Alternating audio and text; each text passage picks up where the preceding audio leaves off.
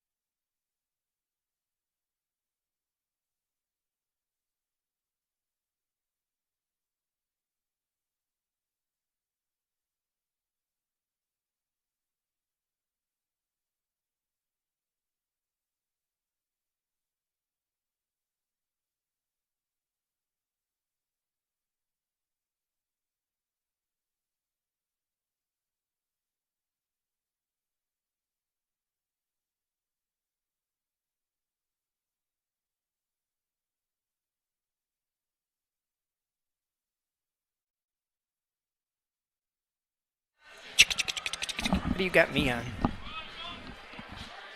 Yeah. I don't want to be on one. Check. Check.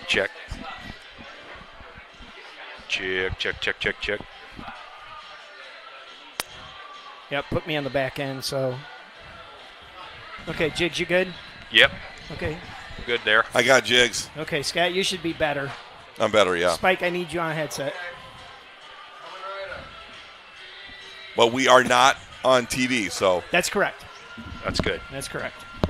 We'll do one thing at a time. One.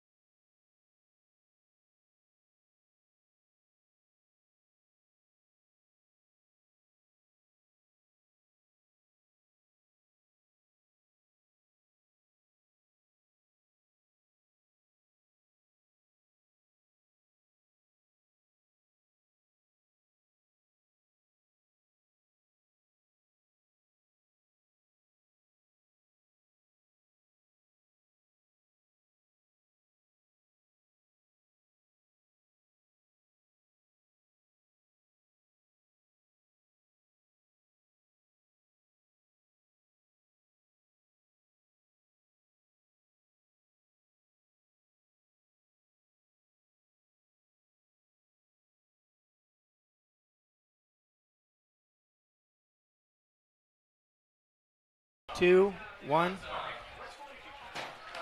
Well, good evening, Tiger sports fans. It's the Swanton Welding pregame show. I'm your host, Mark the Captain Live. We're live here from Rexlinger Stadium, Kip Curran Field.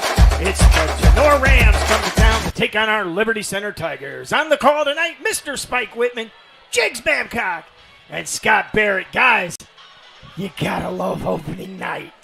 Oh, baby. Yeah, boy, I tell you what, leading up to this, it's kind of a, am I fired up? Am I ready to go?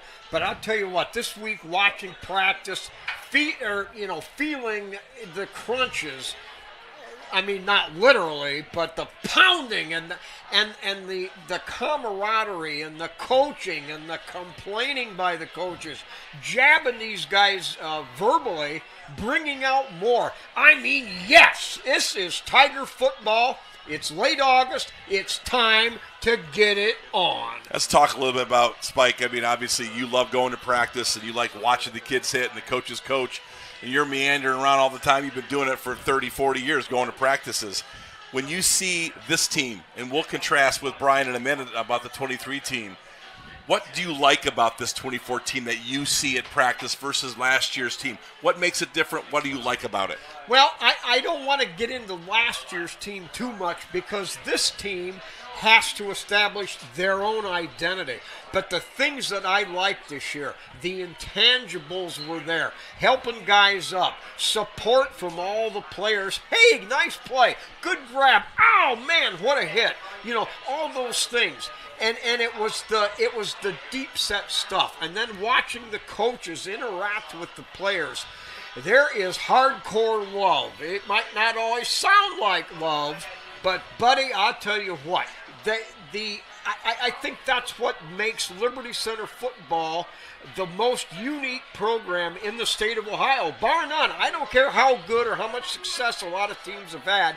Liberty Center has never had, they've never been the big kid on the block. They've never had all the industries, but there has, for the last 114 years, they've had more fire in the tank than anybody and everybody, and that's why you see this program has willed itself out to build itself into where we are at today. Brian, you can always count on Spike for giving us unbiased, non-Liberty Center, independent analysis. None of that surprises me, but Spike's so close to it that it's good to get him to start the 24 season. But it's hard for me. Spike doesn't want to talk a lot about 23, and I understand that because he's focused on 24, as is Casey. But in our pregame interview, there are standards, there are expectations, and that 23 group really set the bar high for this 24 team, Brian. Yeah, they certainly did. Obviously, coming off a state championship or a state runner-up run that they had, 15 seniors in that class. And a lot of really high-level seniors. All state players, 4 or 5 of them. Just some players that will go down in history as all-time greats in this program. So, yeah, I mean, obviously we're looking at 24, but there was a lot lost last year, and there's going to be a lot of players that are asked to step up for this 24 team. We've all been underclassmen in this program in one year, or another. I mean, my freshman year we were 0-10, coming off a 1-9. We were as low as it got. But when Rex started to build the program back in '85 and '86. But you're watching those older players. You're watching those legendary players, those names that Spike talks about, the Hefflingers and the Carpenters and the Kerns. They were all in the program when I played in the 80s. They were all in the program when you played in the mid-2000s. Certainly Spike knows them from Generation T to Green. And you have those standard bearers in this program, Spike. And I think that's really important. Like, these kids know that their uncles and their grandparents and their second cousins played in this program. They shed the blood. They've played with the expectations, but that's been going on for generations. How does that work in the psyche of a team like this coming off a great year and having all that history behind them? Well, it comes up to the individual. And with the coaching, as they bring these guys up through the youth football program and all the way up, they are just taught that this is something special. Do you want to be part of something special? Do you want to be a success? Do you want to be a football hero? Or are you ready to grind it out and give it what it takes? And these guys eat this up. Watching sprints, 15 yards down, 15 yards back, you got about a 20-second break, your turn comes again. No complaining, no whining, no crying. These guys are running hard during those drills. And that's it. That's what it's all about. It's Kip Kern Field, the legendary Kip Kern. And what he's meant to the program, what hundreds of men have meant to this program, the 1938 state championship team. A guy that, a friend of mine from Milena who played for Liberty Center, in his last couple days, he was still on this earth at night. His son would tell me that I play football for Liberty Center, Ohio. Guy was in his 90s. Right. But that is what this makes it. This is not just Archibald football. This is not Massillon football. This is not a big school in Columbus. This is Liberty Center. This is the black hole. This is the pit. This is the place nobody wants to come because of the legends, the epitome, the everything about what this program has meant. Brian, you also played with some really good teams where you were a younger starting quarterback as a sophomore and as a junior, got to play with some great players. A little bit like what this team gets to play with. They get to play with the run, the toughness, the championship quality that 23 team put together. How did that impact you? What was your mindset going into some of those great teams as a young player, those expectations, those standards? Yeah, certainly. You're going to be seeing some new starters tonight on this team, both offensively and defensively. You saw the players in front of you as some of these seniors are coming in. Maybe you're going to see a starting quarterback tonight. You're going to see some new starting offensive linemen. And you saw the representation of how to do it every single day from those players that went before you. And now it's time for you to make a stand, right? And that's what's going through a lot of these players' minds tonight as they're getting some of their first snaps. And you better believe there's some jitters going on in that locker room because you get on that first kickoff, man. You think Kellen Weimer's got the ghost? Got the yips a little bit. Sophomore starting got the tonight. Ghost of Landon Bockelman hanging right. over his head a little bit. I mean, that is a great example for a young player like Kellen Weimer, who's going to start at left tackle tonight, and look up to a guy like Landon Bockelman, who is an all-time great player. Yep. And I think that's really a great opportunity for him, but just guys graduate, and it's your opportunity. And you took those opportunities. I know I did. So that was one of those situations where I think it's really the standard is the standard here. Mike Tomlin talks about it with the Steelers. That's what we have here. Every year, your expectation is to go deep in the playoffs, play for a state championship, yet those goals start with league championships, regional championships, and ultimately trying to win the big prize. Which brings me back to Liberty Center, trying to think through how this team, this 2014, looks as we head into a new season. Casey Muller's 8th. He's won at about an 87% clip. He doesn't lose a whole lot here. Let's first talk about the quarterback situation. I think we have a very interesting deal tonight with Caden Kreinbrink, the 6'1 junior, and we have also got, we're going to get a Grady Miller, who's been in this program, has done a lot of great things for us. Both of those players are going to get snaps tonight. You might see Kreinbrink throw it. You might see Grady manage it. Talk about the quarterback spot a little bit tonight. Yeah, I think, Kreinbrink, watching him in a few of the early preseason games there, he's got a hose. I mean, he's got a really big arm. Yes. Understanding some of the offense and how that works, maybe a little bit more delayed on that. So you might see a pick where just from inexperience, or you may see a bad play and you're like, what's he thinking of? Well, the game hasn't quite slowed down for him yet. And you got Grady, obviously had some time last year. And steady. In this Tinora game last year, right? Threw a touchdown pass and led them to a victory when Landon Amstutz was out. So Grady is a different type of body that we have seen at Liberty Center at the quarterback position. 6'3", he's probably 210 right now. So that's a guy you can power run. That's a guy that can throw the ball. You can use him in a power power pass type of offense. So you got two different quarterbacks that both can throw it, both have the ability to run it, and have some athletic ability. So it'll be interesting to see how Coach Muller kind of tweaks that tonight. He said, Coach Riggi obviously has a big pull in who's going to be starting, who's going to be playing. Another factor is Grady Miller is a target on offense to throw the ball. So maybe you can split him out and you can throw some jump balls at him. You can get him on some 7-8 cuts and throw him down the field. So I'm really interested to see how that gets played with tonight. Well, I got a chance to watch the Defiant scrimmage. I spent a lot of time at the Rogers Northview scrimmage, and I'll tell you, I was very impressed with Caden Kreinbrink throwing the ball as a left-hander, which makes it a little bit different because we're a right-handed football team. We've been a right-handed football team for generations. He made some throws rolling to his right because of his arm strength. So I think he gets you a vertical opportunity to make plays, what they call down the numbers on those 9 cuts, stretching the defense. Because I think Tinora is saying, hey, Liberty is undecided about the quarterback spot, so we're going to make them throw it. And I think you're going to see Caden Kreinbrink being able to stretch that defense and make the throws. And quite frankly, I'm very impressed with Grady Miller. He's a high IQ player. He is big as a horse. Yep. I mean, he has really put together, Spike. And the things I've liked about him is steady, high IQ, can get into check with me. He does an outstanding job at looking at defenses, taking his time, and handling the football very well. We've got 2 different quarterbacks that do a lot of good for us. Spike, talk about 2 quarterbacks a little bit. And I mean, it's one of those deals where as a defense, how do you plan against Liberty Center other than we know we're going to run the ball, but the 2 quarterback deal could cause Tinora some issues. Well, football is a game of, it's a chess match. You're gonna throw a jab at us, or it's like a boxing match.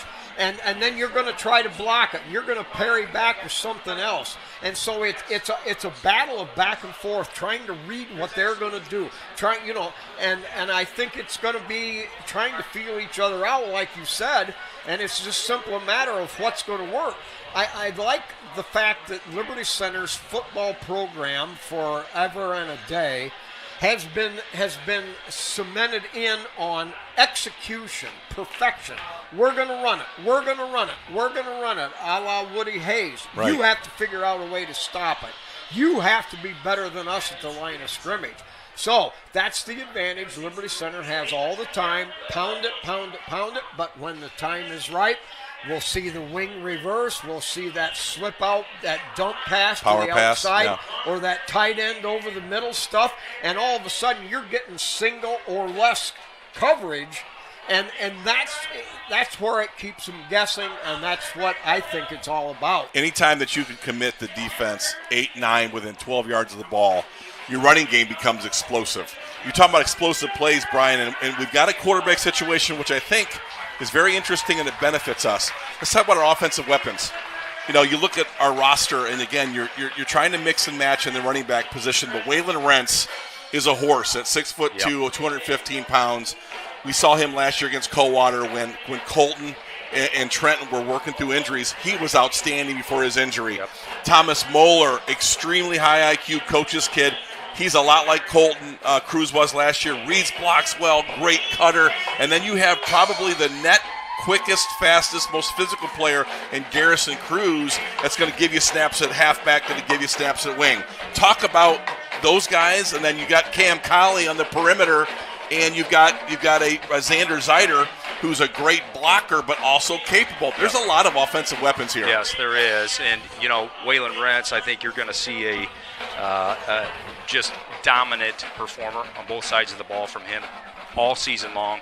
Garrison Cruz obviously coming into his sophomore year, and I think if you talk to any football player, a lot of times the biggest jump is from your freshman to your sophomore year as far as maturity, strength, and just understanding of the program. So I expect him to have a really big year as well. Thomas Moeller, obviously a little bit different change of pace. Yes.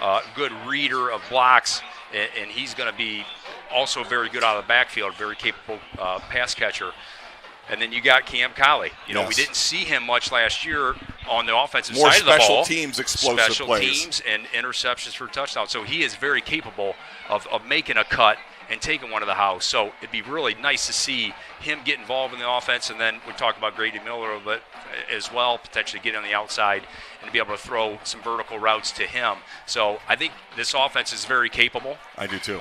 You know, this offensive line, obviously you have some new starters that you're going to have to figure out and see what all that looks like when you lose Navarre and you lose Bockelman and Clayton Seal potentially out here tonight. So, but very capable. I think they're very, very capable. Let's talk about, too, Noah Hammontree has made some nice catches from the slot receiver position as Rex Lindgren coming in and grabbing me up a little bit. How you doing, Coach? Yeah, I'm getting thinner. Always a compliment on your physique from Coach Lindgren, as he is so svelte when he comes up here to get a snack. He's svelte. Noah Hammontree showed me some things in the slot. And I also think that Blake Garber, one of the fastest guys on our team, could create explosive plays down the field. So I think well, we're missing Trenton and Colton, and we're missing Colton Chambers. Well, we're missing a lot. I don't know that we'll miss them, but we have a lot of offensive weapons. Let's go to the offensive line. I think that is the most intriguing conversation on this football team on the offensive side. We talked about it. Clayton Seal, excellent center last year, all-league performer, has been out all season so far with some injuries, and he's not been able to overcome those yet. We sense he'll be back, but we've moved Hunter Spangler, who is an absolute monster from left tackle to center, and he's really done a good job of getting his hands on people, 0-1 trap, very athletic for his size. But the guys that I talked to Nick Miller that he likes on offense, the offensive line, has been number 55, Brady Giesge. He said from day one, the Goose has improved. So his improvement arc has been so tremendous. He looks for him to have a big season, and he really talks a lot about Kellen Weimer, the sophomore, the 6'5", 250-pound sophomore who's done a really nice job at left tackle. So I think Stephen Brogan is an all-league caliber player, and you're going to see number 50, Max Walker, emerge as an outstanding guard. Yep. And we talked about it a minute ago, Xander Zeider has become kind of that road grader tight end who can run you over but also catch some quick passes. Yep. This offensive line, Brian, is outstanding. Yeah. No, I think you're going to see that tonight, and it's going to be really interesting because you're going to see Tinora. We talked about it a little bit. They're going to stack the box tonight. They're going to run a 4-4. Yes. They're going to have 8 guys within 5 yards of the ball, and they're going to play the run. They're going to say, okay, Liberty Center, you're going to have to pass the ball in order to beat us.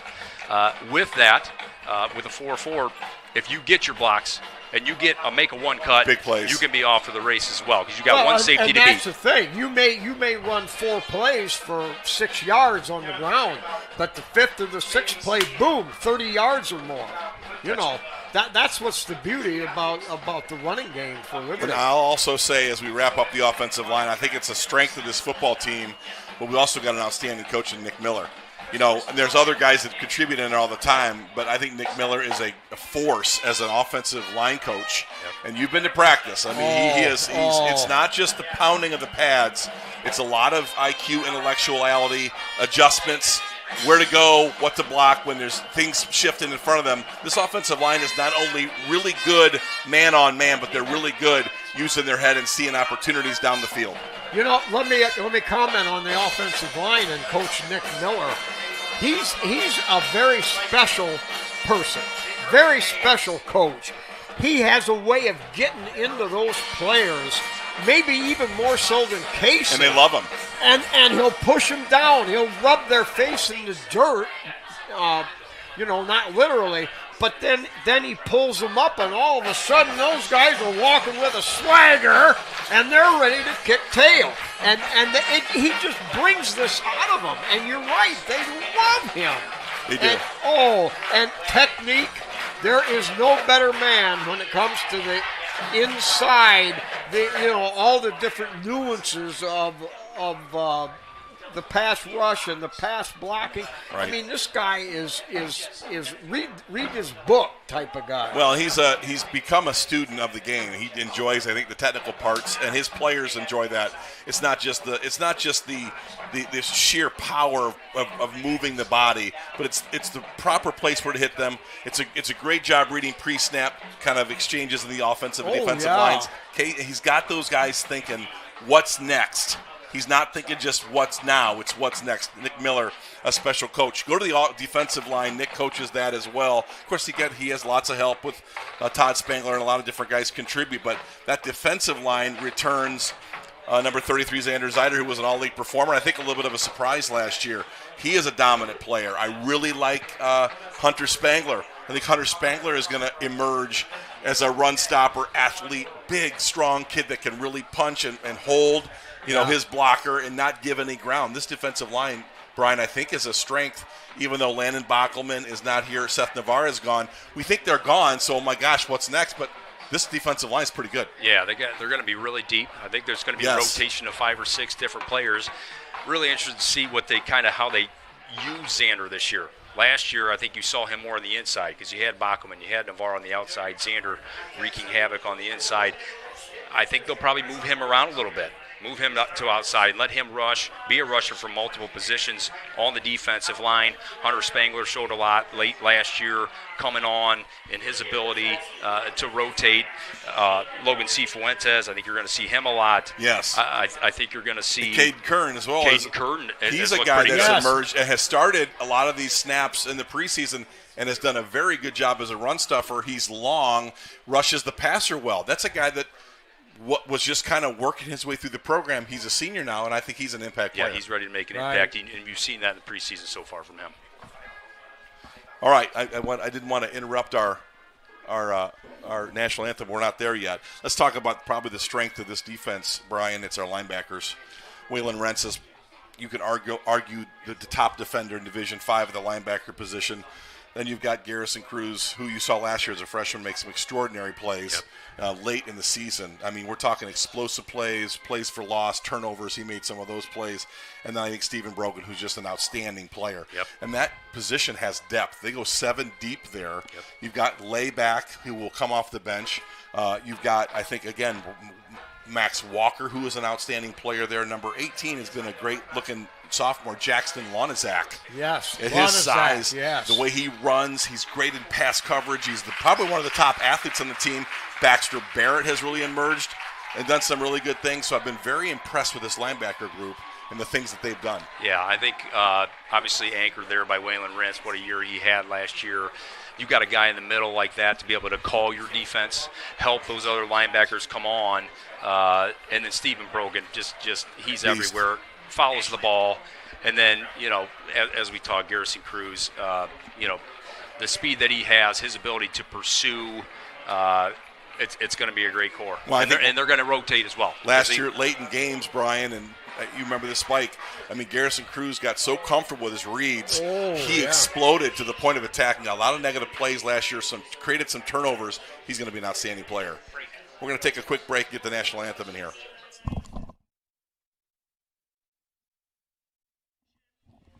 we present our color guard, composed of members of the local VFW post 6596 and American Legion 492.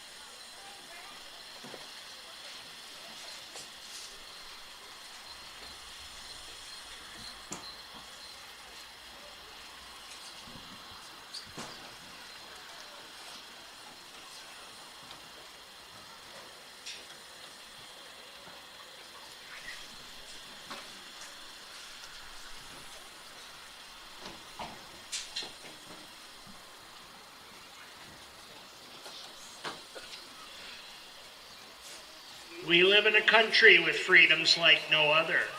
Please sing along as the band plays our national anthem, the Star Spangled Banner.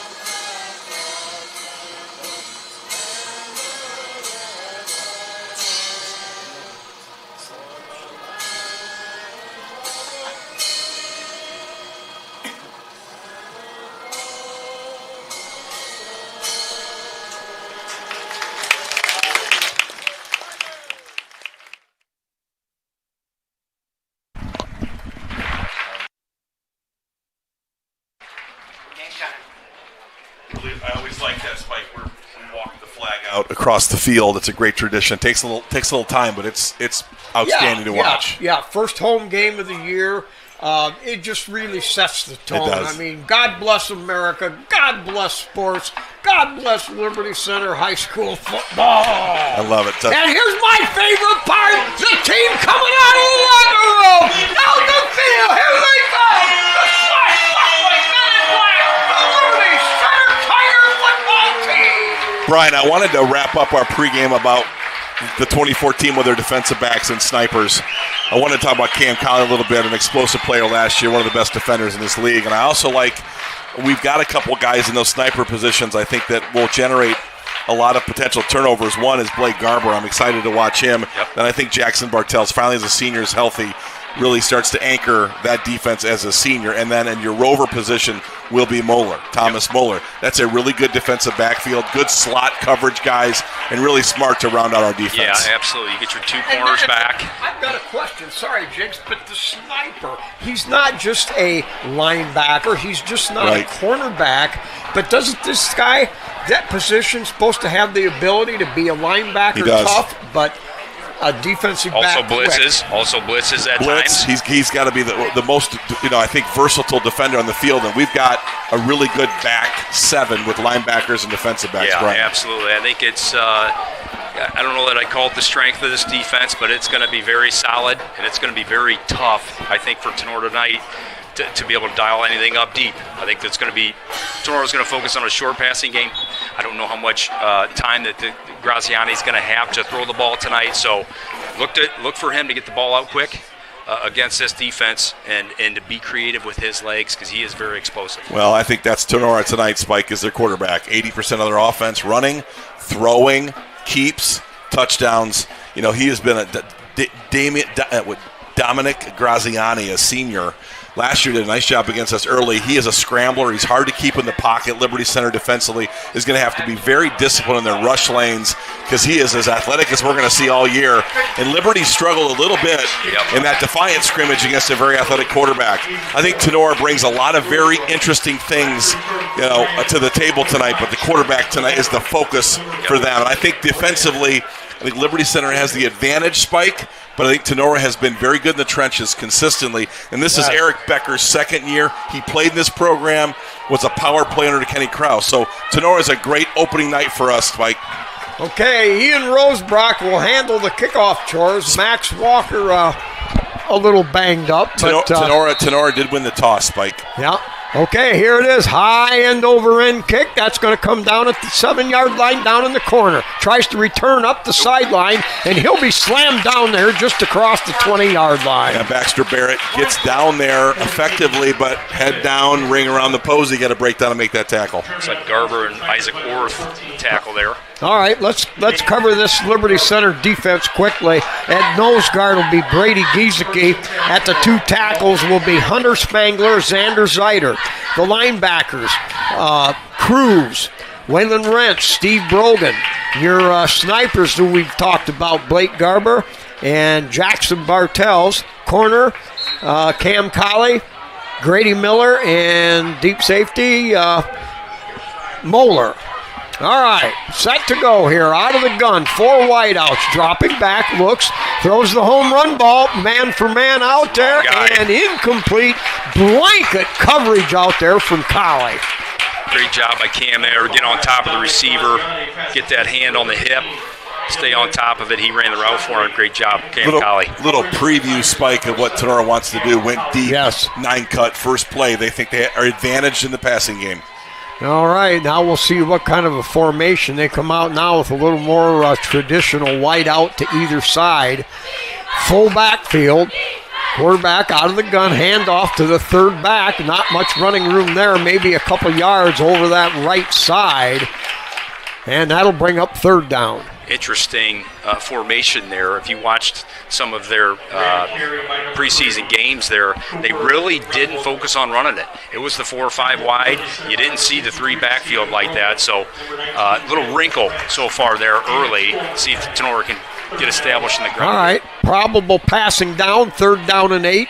from the 26-yard line. 3 wideouts to this side here. 2 wideouts, empty backfield. Drops back, has time, now scrambles. Here comes pressure, forced to get rid of it. That's going to be caught up across the 30-yard line, and a first down for Tinora up across the 35-yard line. It'll be a gain of 13 yards. Tenor moves the chains. Perfect example there. Xander Zaire get caught inside a little bit. Graziani able to get outside, create a little bit more space. And when you're on the run as a defender, as a defensive back, it's hard to cover when a guy is changing his routes like that and coming back to the ball. All right, wide out to either side. Ball on Tenora's own 36. Handoff right up the middle. Not much running room there. And Liberty Center swarms to the football. That's a smackerino. Watch the keep as we get on this game, Brian. Dominic did a good job of holding his fake. Yep. And I'm sure the coaches for Tinora are watching our linebackers. Are we disciplined on our keys? Yep. So he will run that keep in big plays, big situations. He is their most athletic runner as well. He is very quick, and he is very capable once he gets outside. All right, 3-man front for Liberty Center. 2nd down and 10, no gain. They got a double wide out to either side, single setback behind the quarterback. Now motion to the far side. Out of the gun, drops back, has time, throws the home run ball again, and that's going to be way incomplete. Moeller delivered a little extracurricular there. What do we got here, hold? And now I'll bring up 3rd and long. Defensively there, Thomas Moeller, good job to recover. I think they were in a cover 3. Grady kind of let him release, kind of looked. Thomas had a good recovery speed there to make a play on that ball. They like Mason McQuillan in the slot. You know, he looked open the first 12 yards, but great job over the top by Thomas Moeller at the rover position to create some havoc and then lay a lick at the end of that pass play. Penalty against Tinora. Holding.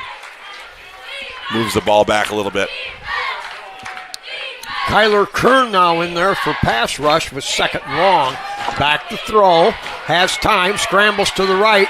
Here comes Rentz giving chase. He puts a lick into him, and the ball thrown harmlessly out of bounds. Really good job there by Noah Hammondtree. Inside out, good pursuit angle, Brian. You know, that second level pressure when the pocket breaks down, you've got to be disciplined. Absolutely, especially when you have a quarterback that runs it the way he does. Those linebackers and those snipers tonight, they're going to be key in keeping pressure on that quarterback. Checking in Deegan Swaggart. You know, Nick Miller talked about some load management. You're starting to see it, bringing Brady Giesge out.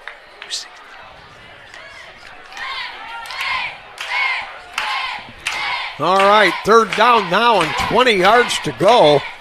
They're going to quarterback.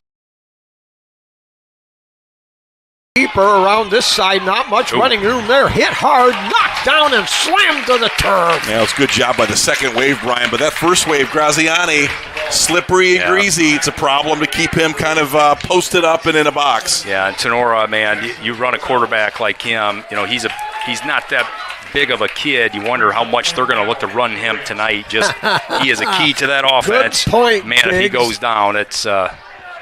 Hey, this guy's name is Brian. Brian, are you kidding? Jigs. Jigs. I'll take either, Spike. Back to punt. Good pressure there. And fair catch called inside the 40-yard line by Colley. Wise, he had a man right down breathing in his face. You know, the coaches, Brian, said they wanted to sub, keep guys fresh. And you're going to start seeing that lean on these teams with smaller rosters. Liberty's got 72 players, and there's a big chunk of those players that can play. They're like legitimate, rotational, two-deep type players. Going to see a lot of reps this year. Okay, that was a 34-yard punt, no return. Liberty Center takes over at their own 38-yard line on the right hash. Spread out wide is Garber out there. Now Colley in motion, back to the ball, give to Moeller, right side. Moeller makes a cut, cuts him back through the middle, and now breaks away. He's heading down the middle of the field. 1 man left, it's a foot race now, and he's into the end zone. It's a Liberty Center Tiger touchdown! Touchdown, Liberty Center! That was Waylon Rentz. We thought that looked like Moeller, Brian, but that was Waylon Rentz showing gear number 3 of the Adios Amigos first snap on offense, Yeah, Liberty goes the distance. He's got some breakaway speed there. How about Cam Colley getting down there on that last block, Spike, just getting in the way just enough. Just enough That's not right. to get the... We may have a replay here, Spike, to see number 7, Cam Colley, runs down the field and just creates just enough. Watch number 7, Cam Colley. You see him running. Get that hand in. Senior not going to block in the back, but got down the field and sprung the last 10 yards for Waylon Rentz. Great run by the Talk Liberty about his Tigers. opening statement, Spike. Wow. That was Rentz? That was Waylon Rentz. I thought Moeller had the football. Wow. We didn't get a clean look at the number. Yeah, so did they. They were all jumping on Moeller, right, Spike? Well, okay, my first big mistake of the season. Woo! Well, that just shows you that Liberty Center's run game looks like it's got juice, not just last year, but this year. So Rentz got the ball right away? Yes. Yep. Well, he read that block, Brian, really he did. well. He set it up. One cut, got to the middle of the field, he was gone. That's 2 years in a row. The first play of the game, Liberty scores. That's right. It was touchdown. the passing play last year, Yes, right? it was. Now, that offensive, Second year in a row. Spike, that offensive line, we spent a lot of time on in the pregame. Big holes, stayed on their blocks, and created great lanes for Waylon Rentz. Right. 62 yards. One cut, 2 cuts. Scrambled past a grab and kept his balance up around the 50-yard line, and then he was gone. Here's the boot. That's going to head down to the right corner this time, taken down there at about the 8-yard line. Wow. And he'll just kind of not interested. Jolly-footed out of bounds inside the 20-yard line. Kobe Bum, a sophomore, made a business decision, Spike. Yes, said, a business decision. I think I like the sideline on this one. Let's just kind of take the easy way out. Oh, baby. The tank was coming. These guys from Tinora are bright guys. That was a high IQ move, Brian, to kind of like, you know what, I'll take the boundary on this one. All right, Liberty Center with that front three that started the game. Tinora comes out with trip receivers to the far side, the wide side. 2 over here, empty backfield. Quarterback slows it underneath. That's going to be a little jag move. Caught, surrounded. That's going to be a loss of about 3 on the play. The Tiger defense roars again. Great pursuit. You got 4 or 5 guys in there on that tackle on a swing. That means you have guys running to the football, guys showing up into the play. That's what you like to see as a bubble defensive screens. coordinator. Tinora likes the bubble screen. That's great film study. You know, Matt Bryan is a big-time film study guy, and I think that was a lot of film study right there. Number 22, Caden Sonnenberg, comes into the backfield for defensive backfield for the Tigers. All right, a little more conventional with a strong left side. Brings shot right up the middle and going to be thrown down immediately. Spangler, I believe, on the tackle there. Got the first hit. Tigers now with, they pulled Goose and Spangler out. They're going to go with a little more speed on the defensive side of the ball. 3rd down and 9 coming up. The ball on the 19-yard line. You're going to see a lot of this, Spike, this year, Brian. I mean, they're just committed keep people to fresh. keep people fresh you got and healthy. Very capable bodies. All right. Trip receivers to the far side of the field. Ball's near that far hash. Now give. And not much running room there. Picked up maybe 2 on the play, but that's going to bring up 4th down and about 8 to go. Kellen Weimer there on his first defensive play, playing that defensive end, closed that thing down, was able to make the tackle himself. Nice play there by the young sophomore. Nick Miller spoke glowingly about the sophomore Kellen Weimer. He makes an instant impact right there on 3rd down. Good job by Kellen. Sophomore, great player. Now I'm going to throw this in. Kellen Weimer says, I want to be playing some more defense, too. During practice, they won't let me on the defensive side. Now look what happens. Hey, you make some plays like that, I think you're going to keep rotating, huh? I like how they're working their front, too, Brian. Brady Giesge at nose, Brady Giesge at tackle, Hunter Spangler at tackle, Zeiter at tackle. Doing a really good job of mixing those fronts and those bodies. I like it. All right, 2 Tiger return men back at the 45-yard line. Very high punt. And Colley forced to call a fair catch. They'll spot the ball at the 4-yard line. Looks like we got Caden Crimebrink coming out on this possession. Be interesting to see what they do differently on offense. I guess we didn't see a big sample size from Grady. One play, touchdown. on that possession, but What else you want? yeah, I don't know, Brian. I don't know if this is a bad thing for us. I mean, Hey. I like having a couple different guys doing a couple different things. Yeah, absolutely. All right, Noah Hammondtree out there at a tight end. Wide out to either side. Straight drop, throws over in the flats. Caught there by Cruz. Get Cruz off me. breaks one Whoa. tackle. Still on his feet. Picked up 3 tough yards. Yes. That was a loss on the play. Gary just shrugged him off. Said, no, thank you. I'm going to get a couple yards here. Guys, Gary, is going to get some plays this year. Garrison Cruz, and he's going to be one cut and gone. I mean, he is a big man, but he can really run. He might be the number 2 speed guy on this team next to Cam Colley. He's a real deal on speed. All right, Colley spread out wide to the far side. Liberty Center with the wing set. Now they're going to shift out of that, and Crimebrink comes up under center. Wing right set. Give to the first back. That's Mulder, and he'll fullback power it straight ahead across the 50, down to the 48, a gain of 5 for the Tigers. Mulder carries the ball. Tackle for the Rams by number 58, Cooper Farrell. Gabe Clapp, you see number 72 in there. I know he's another player that's going to be rotating on that offensive line. Big body. Nick likes real him big a lot body. as well. Battled a lot of injuries, and that kid stayed with it, and he's showing dividends already. Garber here at the bottom of your screen. Watch him. Got man-to-man coverage. All right, double wing package, single setback, now motion to the Tiger side of the field. Here's the give off to Cruz. Cruz kicks it outside, Stiff still arm. on his feet, breaks Look at that one block. tackle. Get on him, What Blake. a block down there. Great Another block. block, follows Nice his man. shot. Over the end zone, Nice it's shot. over the center. Tiger touchdown. That was Blake Garber. That was Blake Garber. He did not get off of that corner. Watch the You want to see replay. that one again? Number 14, Blake Garber, just like number 7, Cam Colley. Those wide receivers are blocking. Watch number 14 down the 30 field. yards. He stays on his block right in front, and Garrison does a great job reading. Look at number 14. On him. 30-yard block. That is an all-league block by a wide receiver. Wow. That's a Vince Lombardi type block. Tell you It's a what. kick turn block. Ryan Miller coaches those wide receivers, and there's a couple guys that coach it. But, man, early on, we're seeing wide receivers blocking like that. Great job by Blake Garber. Garrison with the big stiff arm, and boy, you give him an inch, Scott, to your point on his speed. He does have some breakaway speed. He took that one to the house. Well, Trenton and Colton were rugged. They were like tackling razor wire. This Garrison is a little different animal. He's about 4 inches taller, about 40 pounds heavier, and about 2/10 on the 40 better. It's a little different ball game with Garrison Cruz. And we love Colton and Trent, don't get me wrong. But this dude here, he's a bad dude. Wow. Garrison Cruz is a bad dude, Spike.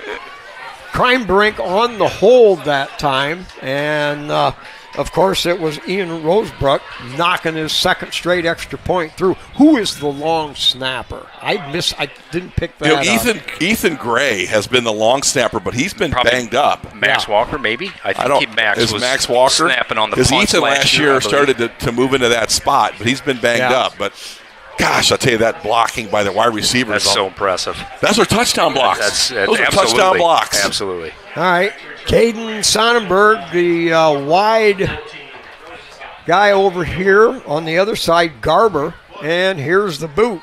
Straight down the middle. That's going to float to the right side. Uh-oh. Takes it at the 6-yard line. Tries to get running room to the outside, trying to outrun them all. And we're going to get a flag from deep in the defensive side of the Tinora may play. clipped or blocked in the back there. We might see that. I think there's a block in the back against Tinora on that return.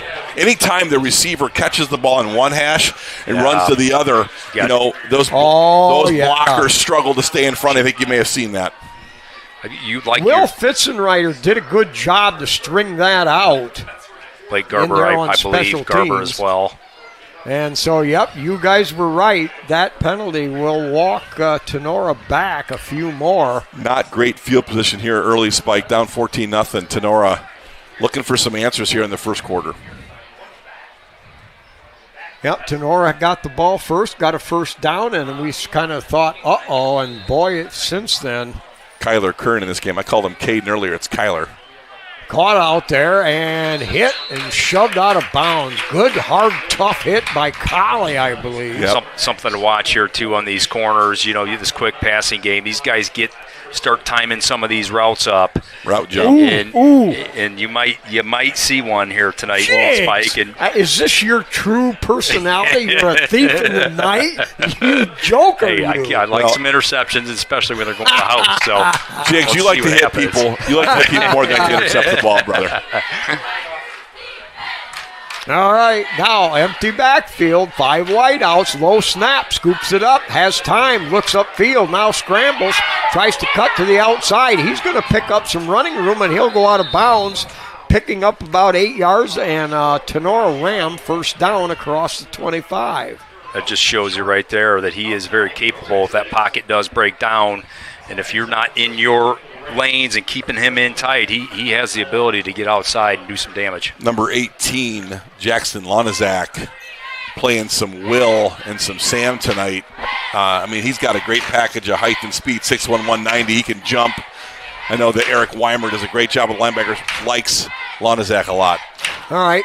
Quick throw to the sideline. Cammy. Getting pounded right away. No, maybe a yard and that's it. Whap, wham, and boom. Same deal, Spike, on, I was talking about jumping routes on interceptions. Well, guess what? Same thing can happen on big hits like that. When you see an out route like that, you judge that thing up, and you are meeting the receiver as he catches the ball.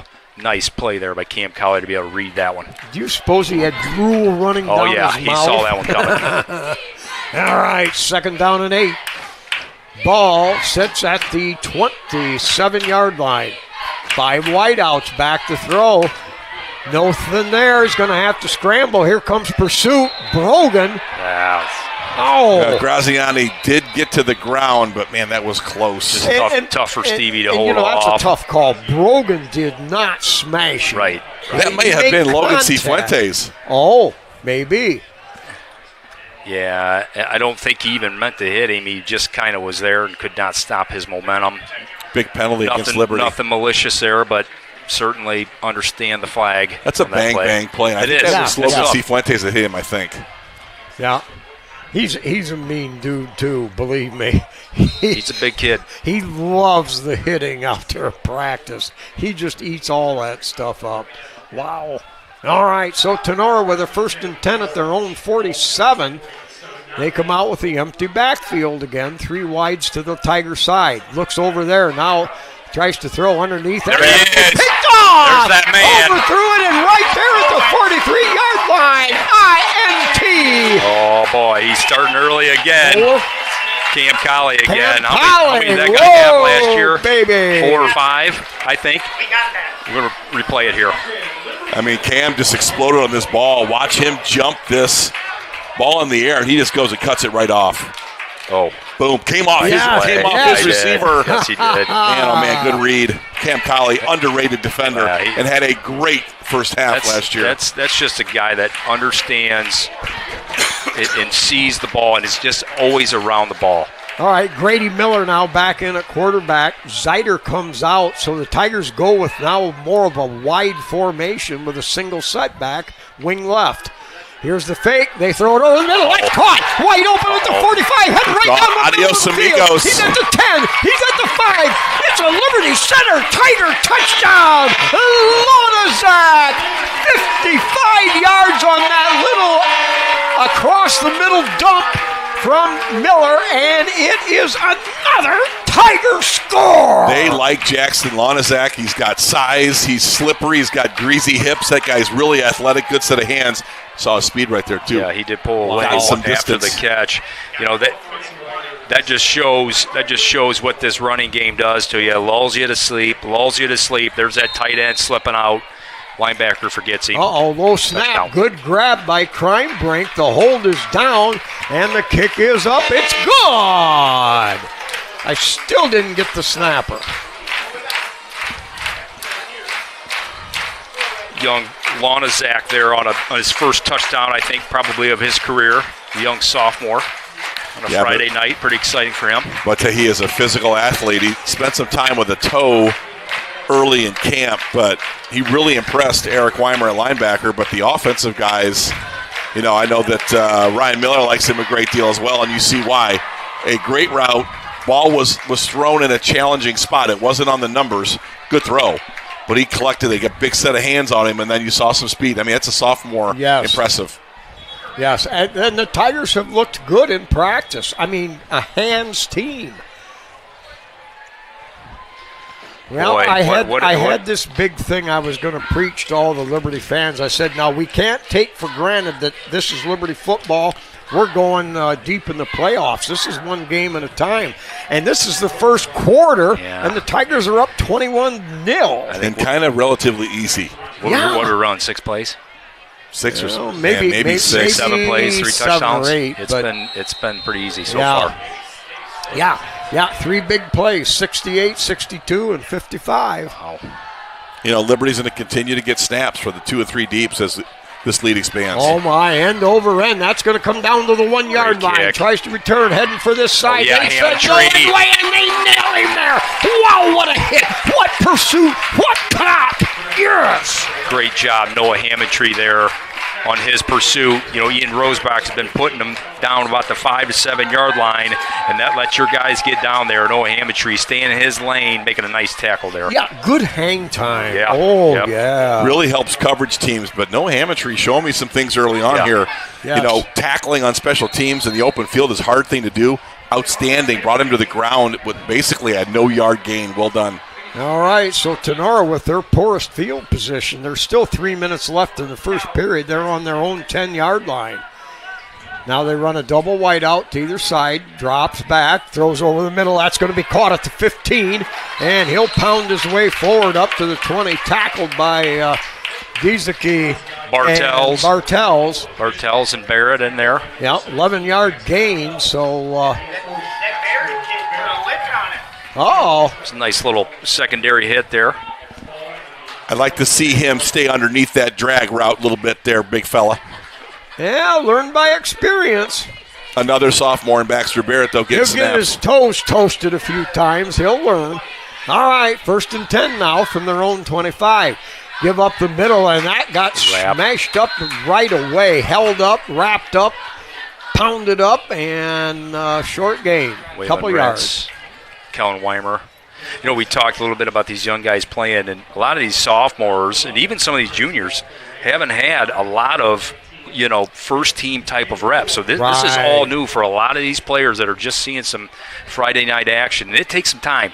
It takes some time to get the jitters out. You make a good point. I want to ask about that after this play.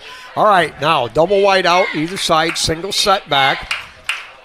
Out of the pistol, drops, now has to scramble. Good job there to hold him in by Cruz. Fires it upfield, and that's going to be a weak one, and that'll fall harmlessly to the ground. Another flag. This is going to maybe a holding against Tinora. I'll be anxious to see. Yeah. I mean, listen, if you watch that play, Garrison Cruz stayed on his outside leverage, changed his direction, and was able to run down the fastest player in Tenora's team in Graziani and make him throw that away. That was an impressive defensive play there. I wanted to ask you about reps. Okay, you hear reps, but I think you made a great point. There are different type of reps. There are a different kind of reps. Yep. Explain that to the folks. Yeah, I mean, you get some secondary players that were coming in kind of late in the game last year, maybe not as important of reps, and then you get thrown in on a first quarter of the first Friday night game for some of these sophomores and juniors, and there's a little bit different pressure going on there for some of these players. All right. Penalty against Waylon Rentz, illegal use of hands, first down Tinora. Okay, they've got the ball up across about the 32-yard line.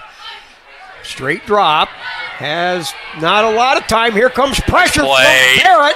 Throws it up there. It's caught somehow across the 40, and that's going to be 11 and a Ram first down. Guys, I got a couple scoring updates. Defiance leads Napoleon 8-0, but both starting quarterbacks are out of the game already with injuries. Wow. Also, Genoa leads Archibald 14-0 in the first. Okay. Fairview leads Wasion 14-0 in the first. Wow. And it's going to be a big year for Fairview. I think they're going to be a sleeper in that GMC. Good play by Baxter Barrett, but great play by Graziani to get positive yards for first down. Yeah. All right.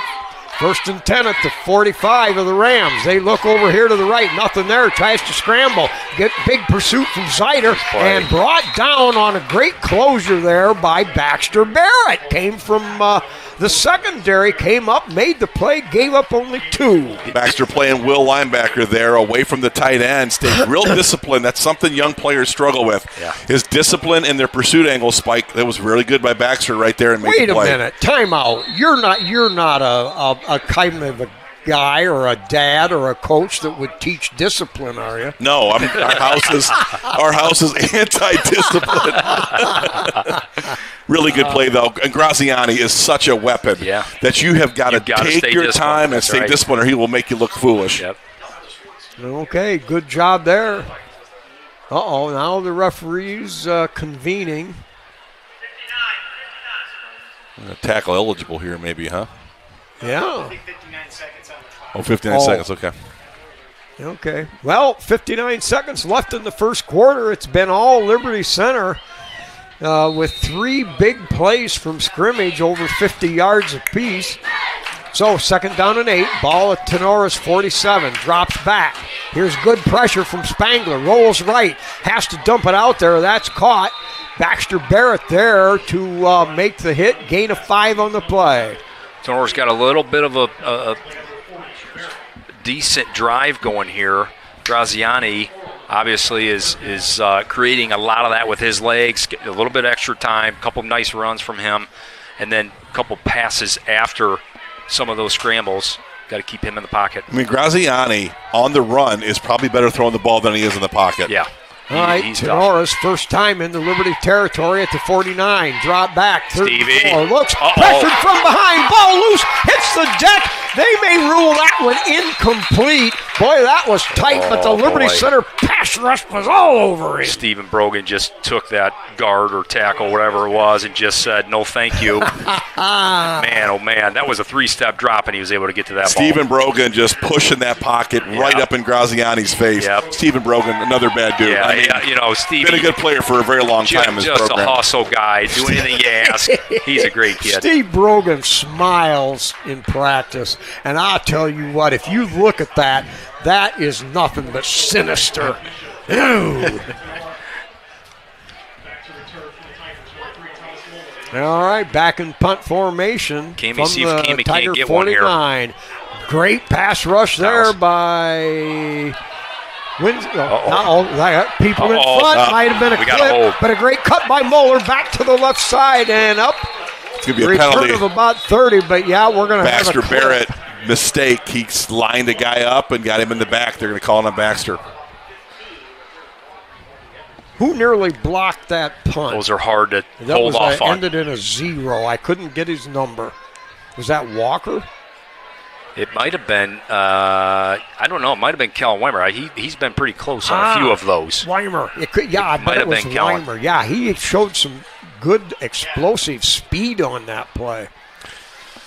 All right, 33 seconds left here in the first period, and Liberty Center's offensive explosions have them staked to a 21-0 lead. Spike, I love the coaching by Brian Hefflinger. He's taken over special teams from Paul Amstutz.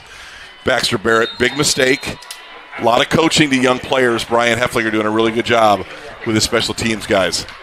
All right, Kreinbrink in there under center. Hammond Trio spread out wide or into the slot on the far side. Single setback. Now motion to the wide side.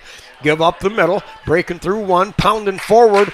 And carries the ball up across the 20-yard line to about the 23. Looked like Gain of 8. Looked like a simple dive there. Dive play.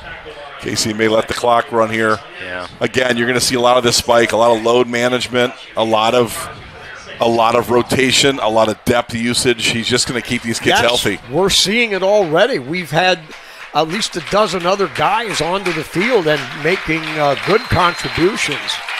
So at the end of the first period, Liberty Center on top. They've got the ball.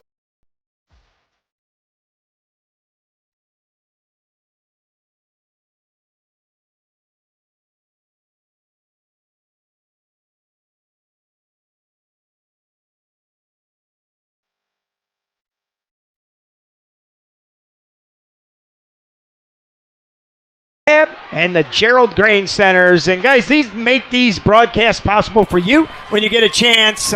Certainly, they support us, so let's support them.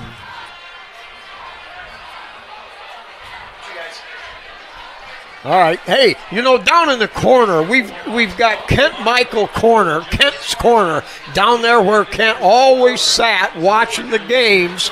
Now he's got the best seat of them all, and he can relax a little bit more. That's right.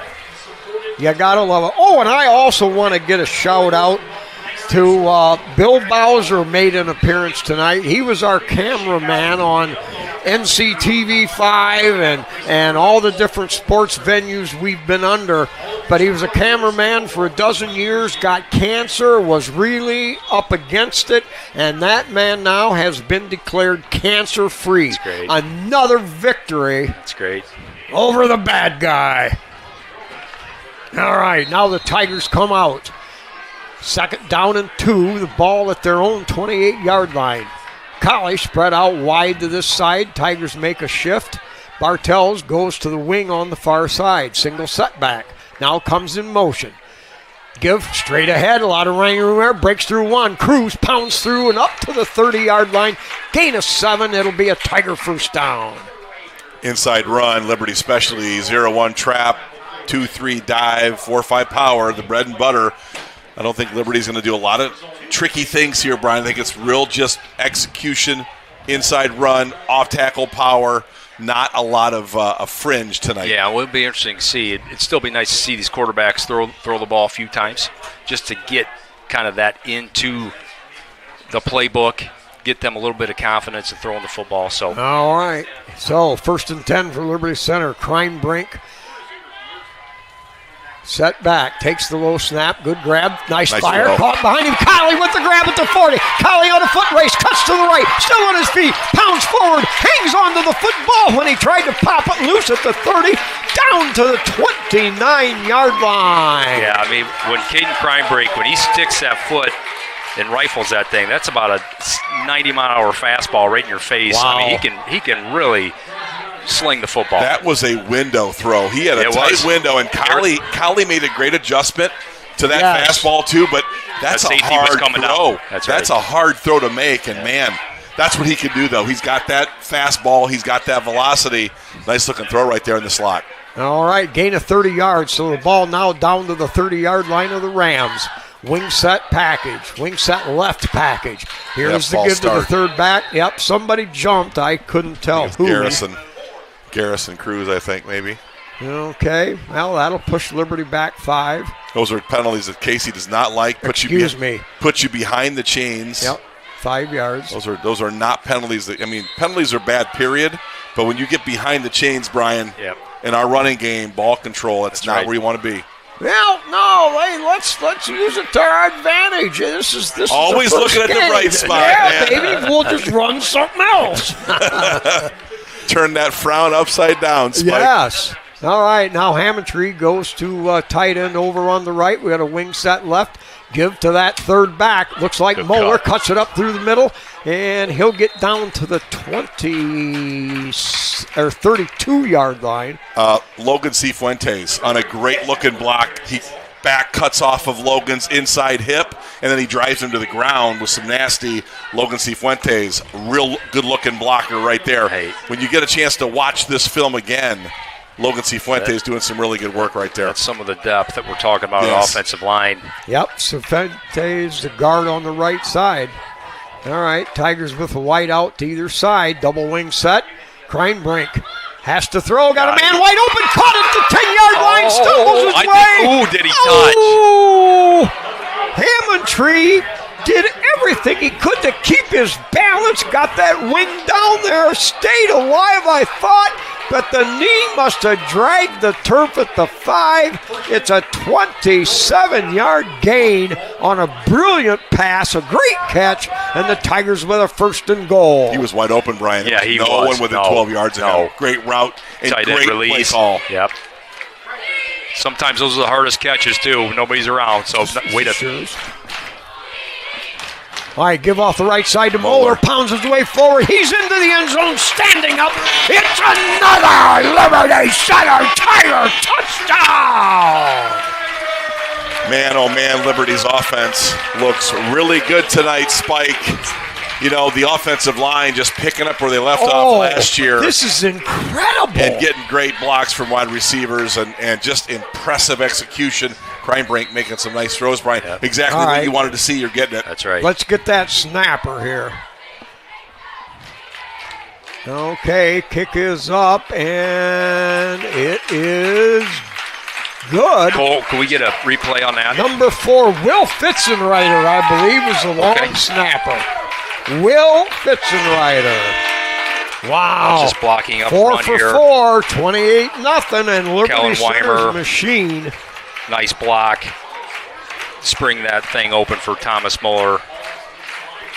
Liberty Center starting to stretch the lead here. Watch this throw wide open. That middle safety just lost track. Yep. Did his knee go down? It was close, man. I don't know if it touched. He might have kept it up there to Noah's nice credit there. Nice replay, boom, boom. Well done, my friend. Well, you just get to squeeze a little bit longer, a little more efficiently, and one more play to the arsenal. If you watch that play, Spike and Brian, they're walking that rover, that middle safety up to support the run. Yeah. And that's what happened. Yep. He stuck his nose in there a little too far. Hammondtree, it's behind him, wide open. Hey, this has been a pretty creative passing attack. Kind of has. For Liberty Center here tonight. I don't know that I was expecting that. I wasn't either. I'm liking what I'm seeing, though. Well, they're going to put it on film, too, Spike. You know, Napoleon used to see this on Seago. You may not run that again, but it's on film, and you got to work on that. Yep, it's in the repertoire. Yep, you never know. All right, so Ian Rosebrook having a great night himself. He's kicked off 4 times, been very successful, 4 for 4 on extra points with simple boomers, and now the kickoff. Line drive, that's going to spin, twirl, and go out of bounds down around the 15-yard line. Got a little bit too much spin of the top type stuff Looks on like it. he's trying to directional kick. He's been living in that corner tonight. He has. You know, Tinora has special teams players. A lot of their slot wide receivers are great return guys.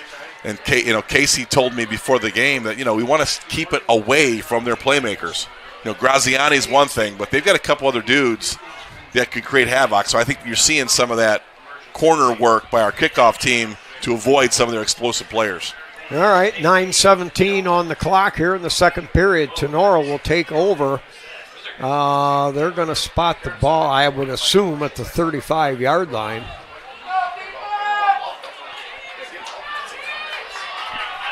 Captain is people, they can see the scoreboard. That's time. And what are they doing there, okay, they're seeing what I'm seeing. They got a re-kick, a 5-yard penalty. I'm not sure if someone was offsides or what, but I think I would have took it at the 40. What do they get that? 35 there on an out of bounds. I think I would have took that if I was Tinora. Well, yeah. Like Spike was saying, though, it's a good time to get some work in because we're going to want to kick it away from great players. Napoleon's got a great returner. Yep. So, this is going to give them a chance to get a good return. Let's see how the coverage teams do for Liberty Center. Hey, one thing I like is you've mentioned about the word depth a dozen times, but tonight we wondered where are we going to be? How are we going to be? There's been a dozen players come off the bench for the Tigers and play well. Yep. There's been no drop off from any of the players that have been coming in. Yeah, and each team lost 15 or 16 positions now from starters. So this is a big rebuilding thing. Nice kick. For each team. Ball, that's going to go deep. That's going to go all the way back to the 10-yard line from 5 yards back. Tries to head around the right side. Got a little bit of room. Right out there. Sonnenberg with a saving tackle down there around the 35-yard line. Got out there, caught up, and penned him in. Eric Becker knows what he has in his return guys. That's why he wanted Liberty to re-kick it. And you see he got about plus 22, 23 yards on that exchange. So good call by Coach Eric Becker. Again, always trying to scheme his top players, to get the football in his hands. Right, now, What do we have, a face mask I think we maybe did. on the tackle? This will drive Casey nuts. The clipping by Baxter Barrett, the face mask there. Yeah. The special teams, Brian Hefflinger, number 22, Caden Sonnenberg. So Liberty with some big penalties. Great field position here for Tinora. See what they can do with it. All right, so the Rams with the ball right at midfield. 9 minutes. Give on a little delay, and they ain't got nothing there. They got nothing to show for that. A yard, and that's it. Deegan Schweiger, I see blowing that play up. He was right in there in the middle of that thing. Deegan really strong. Another one of those depth guys that, the two deeps, he's outstanding at nose guard. Good job by the linebackers, too, filling on inside run. Is that 69? Kern. Okay, that's Kyler Kern. Kern is 69? Yep. Okay, they've Fuentes got at this that other. wrong. Oh, no, there's two 69s. Duh. Okay. Back to throw. A little delay out there. Caught. Got a little bit twisted around behind him. I think Cammy was in great position there. It just happened to be a ball that was thrown behind him. He didn't quite get his head around, so the receiver was able to reach back, make that catch.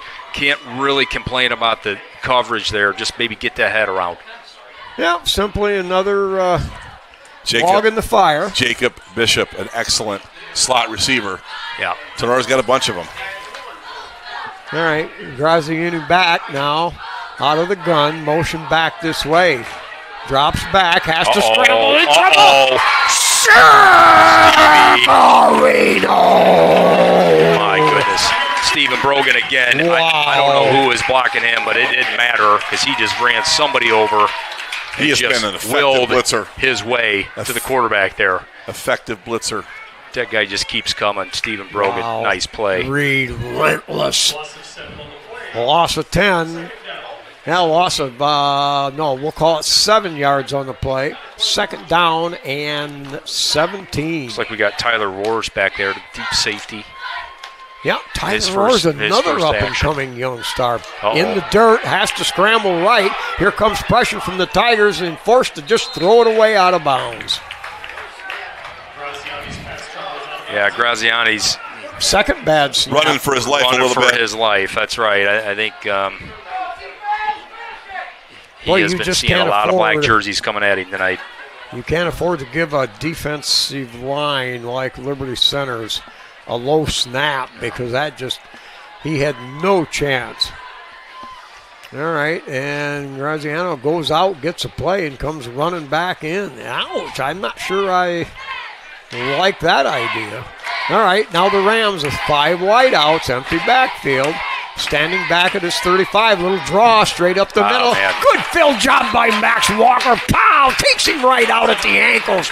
That was a Liberty Center old-timer tackle there. That was one that Kip would be proud of. Those are the plays there that if I'm Tinora, I don't know that I'm bringing my 5'10", 170-pound quarterback up the middle on those. Well, it's 28-0 too, and they won a GMC championship last year with him at quarterback. So here comes a long field goal.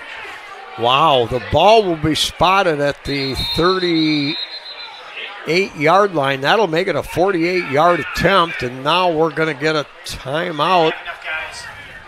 Missing an offensive lineman there, I believe. Jacob Bishop can kick it. They've got a lot of confidence in him. One of the top kickers in the GMC last year. Guys, Tinora won 5 of 6 to finish the year and lost in overtime to Busias Winford in the playoffs. Yeah. They were on a roll. They won their 13th GMC championship last year. This is a good football program. Yep. Yeah. They struggled to start the season. Liberty, Archibald got them big, but, man, they really went on a run. Hey, a couple scoring updates. Evergreen over Elmwood, 14-0. Oh, yeah. Defiance scores again. They lead Napoleon 15-0. Antwerp over Montpelier, 7-0. And Fairview now 14-0 over Wasion. Delta leads Ayersville 21-0. Wow, okay. Genoa Archibald. Genoa Archibald, last report at the end of 1, it was Genoa 14, Archibald 0. Mike Vickers back to Delta for his third stint. Ayersville was supposed to be decent too, right? Well, Delta, Mike knows where to go, where the players are at. He went back to Delta for the third time. He'll get those guys playing pretty well. All right, now the ball will be spotted at the 38. It'll be a 48-yard field goal attempt. Low snap, they grab it, the kick is up and on the way, and it's going to fade a little left. It was long enough, but a little bit too much. Pretty good hook. Pretty good boot there. Had enough leg, just kind of hooked her there to the left. Just, Tinora tried to get a little confidence, just getting some points on the board, I think, there. Good kick, though. Had the distance, and he got it up. I mean, if he evens it out a little bit, that's 28-3. It's a good-looking kick. Yep. So just a clarification. Field goal attempt, missed the ball. If it goes into the end zone or out of play, it goes out to the 20. Yes. Okay. All right, so Liberty Center now comes out. This will be their 5th possession. Ball at the 20-yard line. Spread out wide over here. Blake Garber. Tigers with a double wing set. Now motion to the short side. Gives straight up the middle. Makes a cut. Losing there. Cruz takes a hit. Gets up across the 25 to the 26. Gain of about 5 on the play. Brady Giesge, 18 yards downfield, laying a lick at the 3rd level. I mean, I'm telling you guys, you get offensive linemen plus 10 down the field, getting level 3 blocks. That's when you get touchdowns. Yeah. That's why you get touchdowns in the inside run game for Liberty. Great job by Goose. Seal is out there. Is that him at center? Looks like him. Sure does. It is Seal. Yeah, it is Seal. Now a little screen pass, kicks it out there, makes a cut, cuts to the outside, outruns another player. He's in midfield. He's going to go all the way. Garrison Cruz from the 26-yard line, 74 yards on a little swing dump pass. Makes a great cut right there. Picks up a good block, 5 yards upfield, and then it was simply deucing and dancing. He gets the gear 3 on step 2. Yeah, that's what happened right there. Two cuts. Gear 3, and then he showed the vision to cut it back across, similar to the brothers, Colton and Trenton. They had great vision. He showed a little bit of that as well. But the difference, I think, is that 3rd gear. The burst. Because Colton had a gear. That's another gear. All right, kick is up. The snap is good. The hold is good. The kick is up, and that's good again. Goal, you want to play that one more time? 35-0. Little replay here. We'll see the last 8 seconds, and there's not a lot of white jerseys there. Yeah, a lot of guys just giving up. I mean, Garrison got about 3 yards and then put another 10 on him in a hurry. That is speed. That's explosiveness. That is power. That's just a little swing pass, That scores to the house. 55, 68, 62, and 74 right there. Explosive plays aplenty in this offense, Brian. Wow. Yeah. Man, oh man. Well, you're going to see some depth being used here, and I think you'll see this a lot this season. Yeah, I agree. Swanton, Delta, Evergreen, some games we get control of. Yeah. Waylon Rentz. And that's okay. Going to sit down and get a lemonade. Yep. And I know as a senior, you don't want that. You want to play every single snap, every single minute, but the standard is getting to that state championship game. Right. Last year, Spike and Brian, we were one banged up crew. Yep. Last year. Right.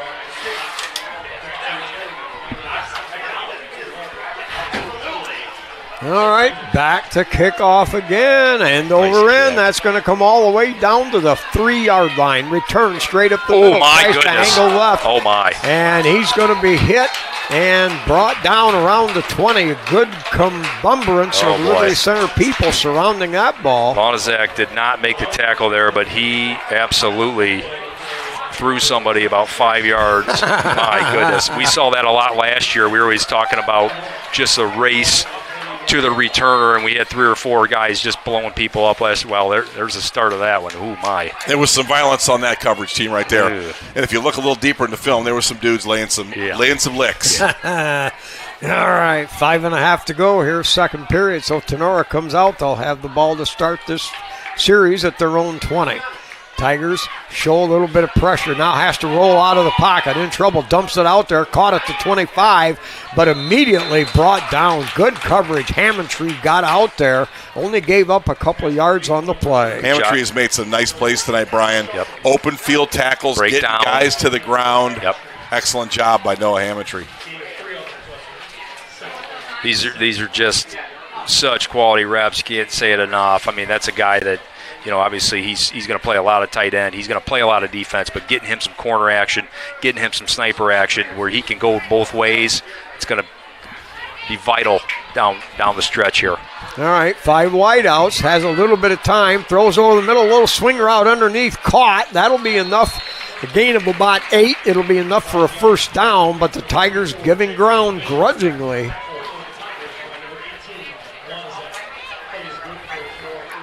I like Jackson Lonizak, another good open field tackler, a sophomore. It's hard to do when you're a young player, Spike.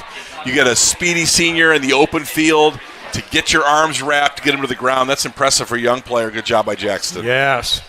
All right, 1st and 10 for the Rams. Again, the 5 wideouts. Back about 5 yards deep. Now has to scramble out of there. Chacarino! Hunter Spangler just out-manning his dude. Just kind of took him and put him in the backfield. Let me just take you with me, and I'll sack the quarterback while I'm at it. If you're familiar with the Halloween horror series and Michael Myers, that's what that looked like. Just an abominable horror driving you back 9 yards, Hunter Spangler. Wow. Graziani had no chance there. I mean, there was no movement. So fast. Yes. Great play by Hunter. They're going to call it 2nd down and 20. The ball all the way back to the 21-yard line. Double wide out to either side. Give up the middle on a little draw play. Picks up a couple of yards, but my gosh, what stingy defense by Liberty Center's interior. Kern with a great tackle there. If you watch Stephen Brogan as well, he was the quarterback on that read play. And if he would have kept it, boy, there would have been another collision. Way to stay in your lane, Stephen Brogan. I like what Kyler Kern and Baxter Barrett did there, too. Just stuffing holes, run fits, doing what they're supposed to get done. All right. 3rd and long. Drops back. Has to scramble again. Has time now. He'll cut it up. The Liberty Center defense and nailed there. I believe that was Barrett again. Barrett with that traditional ankle tackle. That's great. Oh, great tackle there. Against the grain as a linebacker, you're flowing to be able to get back in front on that. Sometimes that'll break a linebacker off, and he'll fall down or slip. That's a great play to keep his feet. These pursuit angles from these linebackers, from Jackson Lonizak to Max Walker, some of these 2 deep players, Baxter Barrett doing a really good job of doing just what they're supposed to be doing on pursuit angles. Impressive. That's Eric Weimer and that's Brian Hefflinger, 2 of the all-time greats. All right, forced to punt, high wobbler. That's going to come down at the 40-yard line. Now return right, picks up about 3 on the return. JT Olcrew, if I got the number right, on the return. JT. Yeah. Olcrew made the right move, got outside quick. Great job to field that, get some positive yards. Good job by Tinora just to hold that down to that, just to 4 yards on the return.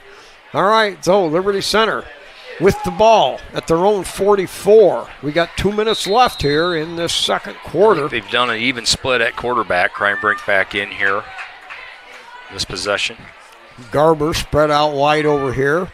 They'll give it on a little reverse. Ball bobbled, and finally inside reverse play there. Those are tough, man. That's a bang-bang play. You got a running back to a running back exchange. Normally a little bit cleaner than that. Now, last year, and I hate to go back to last year, but with the Cruises and with Chambers he ran that football, play really you well. You can run that play all day.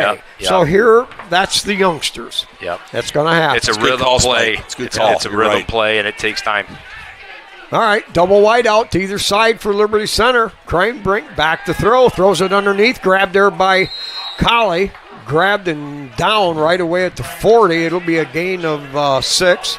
Hey, a little out route, people don't look at that much, but I'm telling you right now, that's an underrated play. All right, trip receivers to the wide side, looking that way. Now has running room. Here comes Kreinbring, makes a great cut, takes on a tackler, pounds his way up to the 48-yard line. Gain of about close to 10 yards on the play. That'll bring up 4th down with the clock under a minute and running. I like this decision to punt it, pin him, play field position. Yep. Liberty special teams been pretty good tonight. Good tackling, certainly some vicious hitting. Right. And here again, we need to work on the punt. Yep, we do. More so than trying to run a 4th and 6 play.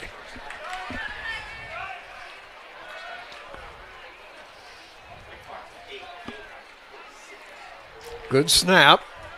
Walker gets it off, hits an end-over-end line drive. Grab there at the 19-yard line. You're right, Spike. Again, a good call. The operation of a punt, the operation of an extra point, you got to sharpen that, and that's what that was. Yep. It was a good decision to get some work in a game situation, game speed. Again, these coaches want to stretch all three special teams, offense and defense. I really like what that decision there. And again, that wasn't great. There's work to be done. Put that on film. Special teams people got work to do this week. Yes. Well, good. Heffy will be challenged to come up with. All right, so with 19 seconds left in the half, Tinora with the ball just inside their own 20. They're going to run it off the left side. Not much running room there at all. Liberty Center rode to the ball well, and that should end this first half. Tinora content. Liberty gets the ball at half, up 35-0. That was a pretty dominant performance from Liberty Center that first half. All I'm going to say is this. On the prognosticators this morning, Johnny Fryman was spot on. The other guy kind of missed his calling, I think. He picked the upset. Oh, boy. 51. All right, 35-0 Liberty Center. Very impressive here. Both sides of the ball as we head into halftime.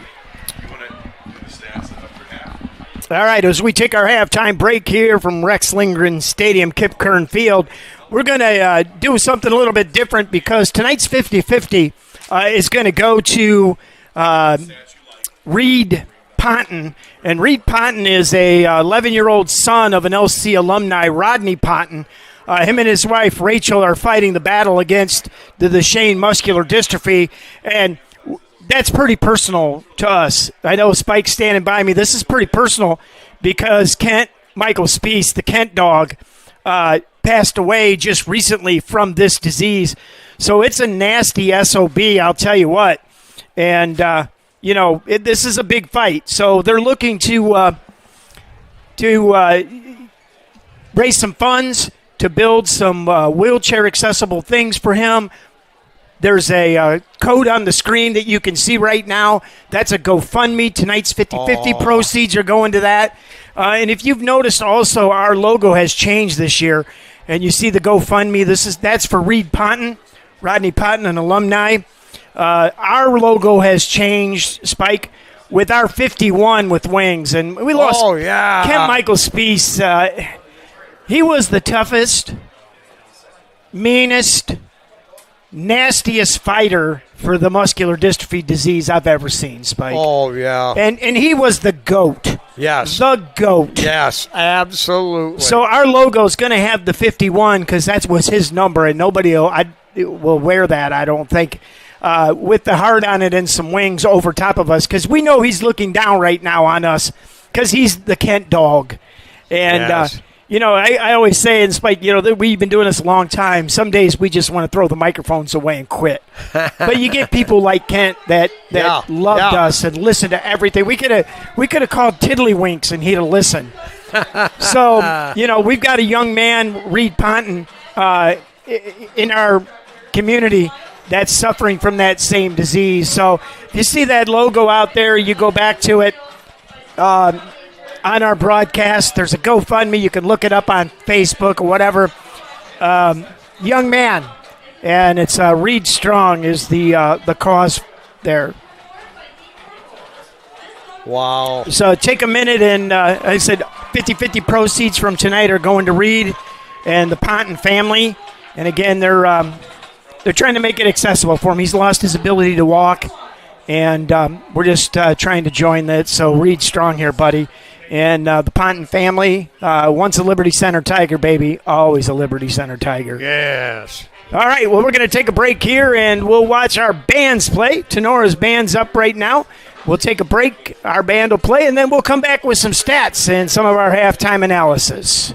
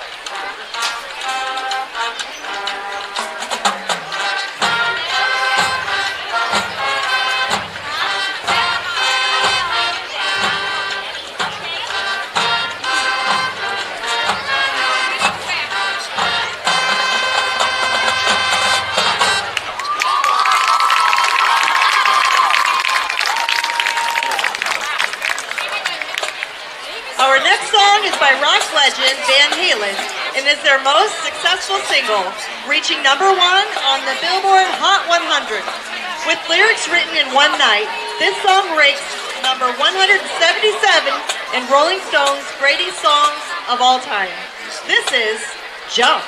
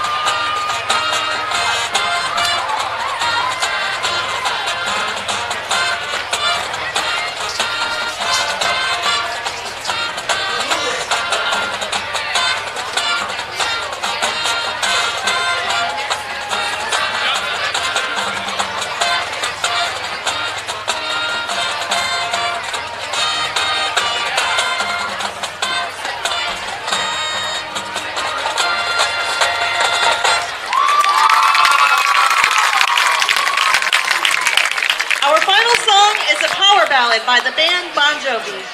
Paying homage to the lead singer's love of Old West heroes, This song was also the intro theme to Discovery Channel's show, The Deadliest Catch. Enjoy as we rock to Wanted Dead or Alive. What's the Archie score, Terry?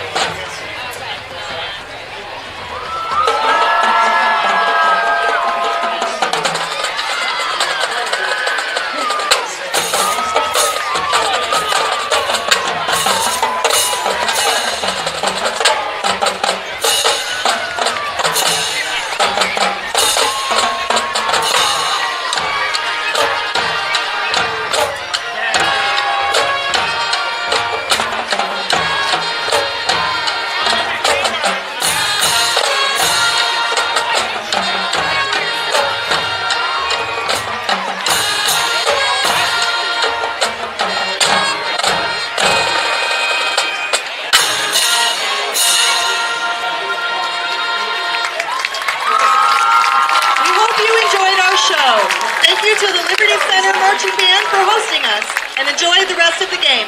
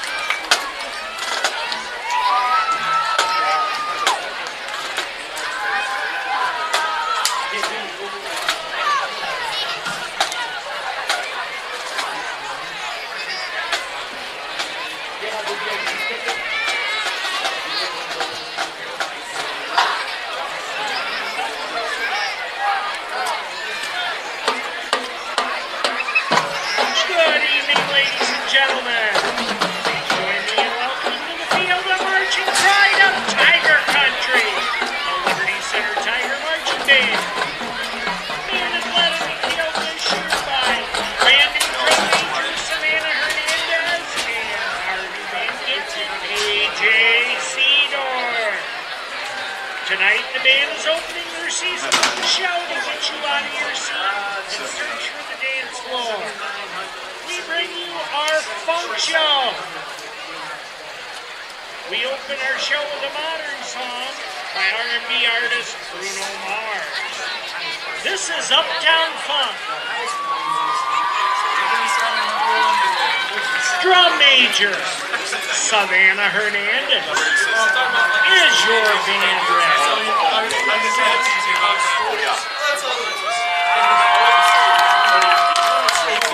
Ladies and gentlemen, your Liberty Center Tiger Band.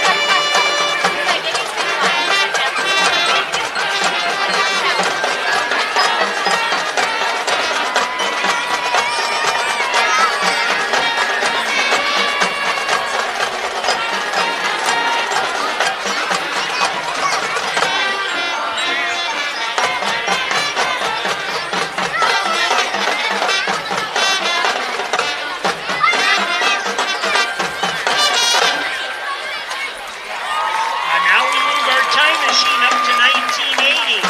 A group called Lips Incorporated, another one-hit wonder.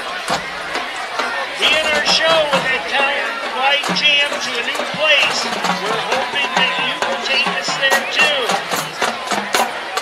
If you gotta make a move to a town that's right for me, won't you take me to Funky Town?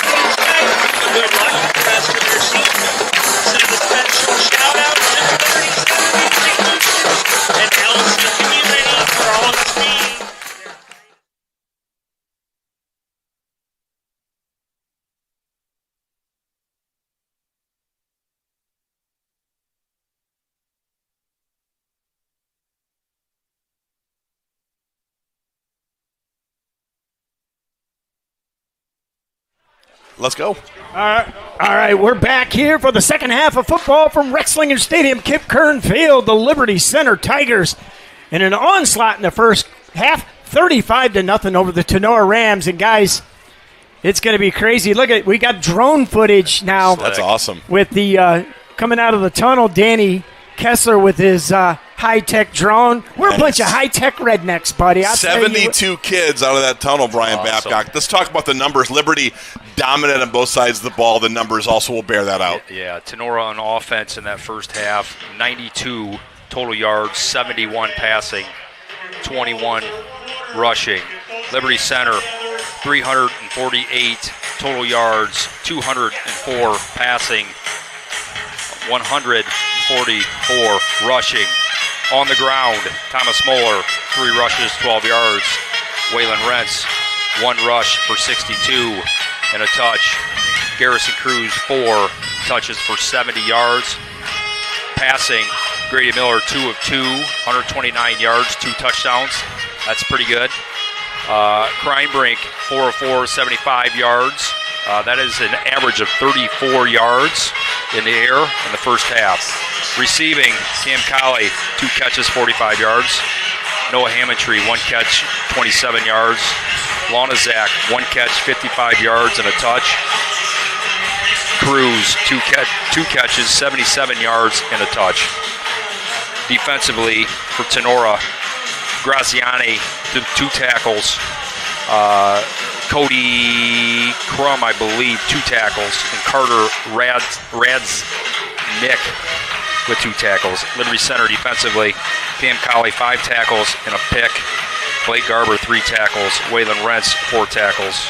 Sonnenberg with 4 tackles, Zeider with 3 tackles, Barrett with 5 tackles, and Max Walker with 3 tackles. I just took 3 tackles and up there. A bunch of other Liberty Center members there with tackles as well, but that is a loaded stat sheet on offense for Liberty Center. Very efficient, passing the ball, both quarterbacks throwing the ball perfect tonight. The run game is obviously going as well, and those numbers display that so far. Behind the numbers a little bit is the hitting, the physicality of some of the young players. You're seeing some guys put some big sticks, Baxter Barrett, Jackson Lonizak. You're getting guys throwing their bodies around trying to earn some reps. You knew Waylon Rentz is a hitter, and Stephen Brogren is a complete monster, right. But you're seeing a lot of guys trying to earn snaps by laying some licks. Right. And you're seeing some of these sophomores that we've been talking about a little bit. Lonizak touchdown playing pass. well and sticking out. They're getting time, and they're making the most of the time, right? So now all of a sudden these coaches are looking around, they're saying, hey, I can trust that sophomore. I can trust these juniors that maybe have not played and contributed as much, but we're getting some depth. We're starting to see it already. In the last few years, the depth for Liberty Center has set itself apart, and we're trending in that same direction here so far. Talk about the quarterbacks, Brian. I mean, Grady's handled the offense, handled the football well, fakes, getting it in the belly of the backs, continuing his fakes, a good throw, crime rank, showing that arm strength that you knew he had. Yeah, I love the switch so far between the both. They both bring a different aspect to the game. We haven't seen Grady have to run the ball yet, right? But that is an aspect. When you start getting these 5 and 6, 7 powers where he can pull it down, and that's a big body that's getting downhill on you. He's throwing the ball really well. And Kreinbrink, we talked, he's got a big-time hose. He can let it rip from that lefty position. So really like what I've seen from both so far. It'll be interesting to see how long this goes on. Right. That they continue to, or if they'll look Max Perry or Smith. Spike Liberty Center gets the ball at half, 35-0. Wow. It's been relentless here for Liberty Center. Yeah, I'm just overwhelmed at what I saw. I mean, these guys, and it's the depth. It's just an onslaught. One new player after another, and now we've got returning the kick. Back deep is JT Oldcrew, and let me see, I believe Sonnenberg, yeah. Gonna see some depth here in the second half, and I think you're gonna be surprised how good this depth looks. Yep. All right, here's Tenora's kickoff. End over end. That's going to go deep all the way down to the 3-yard line. Return straight ahead. That's Oldcrew. Oldcrew makes a great cut. Pipe pass another. Breaks one. Picks up another one. Now cuts to the right. Back to the middle. Still going inside the 40-yard line all the way down to the 36. I think we got a flag down. 62-yard return. But a stinking rotten, no good yellow flag laying back there at the 25-yard line. You still really like what you saw there from JT Oldcrew, man. He stuck his foot in the ground. Wow. It was against Tinora. Like a chop. I'll tell you what, Oldcrew. That was a nice return. Really good. That's a punt return kind of set of legs. That's a guy that I might just put back there a little bit more. That was impressive. I want to know who that penalty was against Liberty Center. Hope they say a number. I didn't see anything below the waist.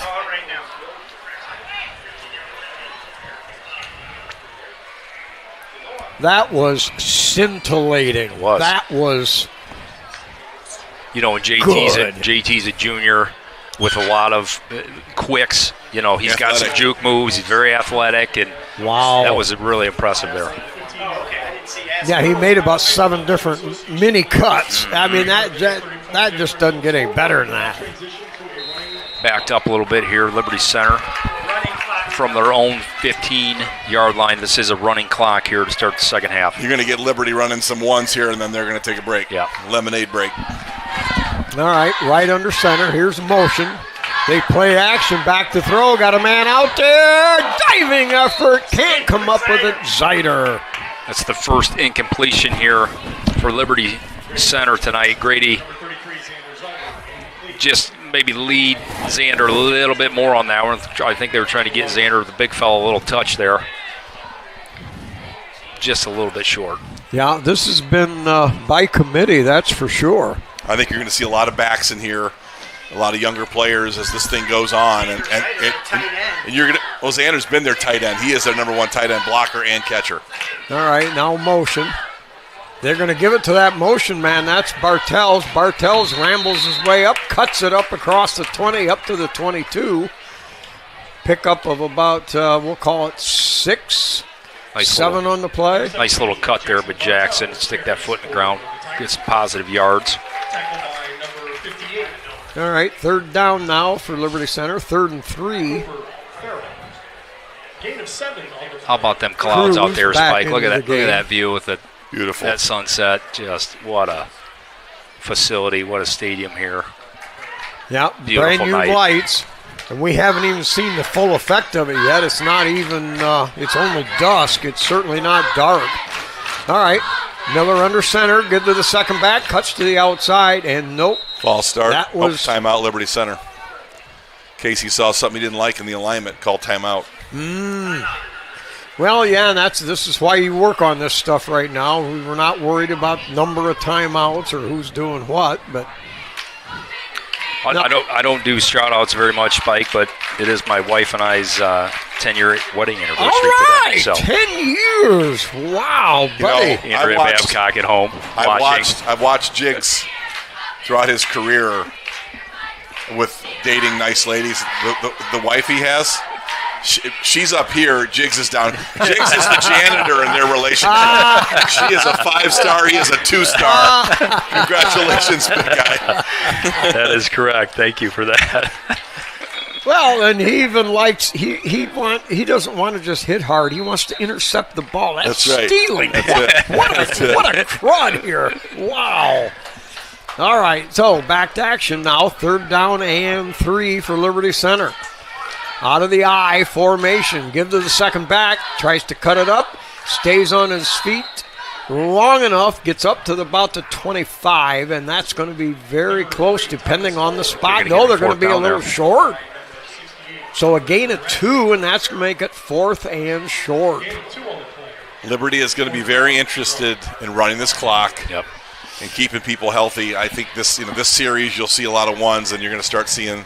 But our 2s and 3s are highly competitive. No drop off. This is not going to be a Garber drop now off. comes in the lineup. He spreads out wide. It's a tight formation for Liberty Center, and Miller is going to keep it, and he pounds his way forward up across the 25 up to about the. Let's see where they spot it. Not a very big spot. Wow, they give him a couple yards, but it looked to me like he had about 2 more. You know, Spike, we watch that play, and it's somewhat of an underrated play, but you hear the tush push in the NFL. Well, Grady Miller's a 6'3", 210 quarterback diving forward there. That's going to be a weapon for us in short yardage. All right, motion this way. They're going to give it straight up the middle, and that, I believe, was Cruz. Size-wise, Cruz on a straight dive gets up there for about 3.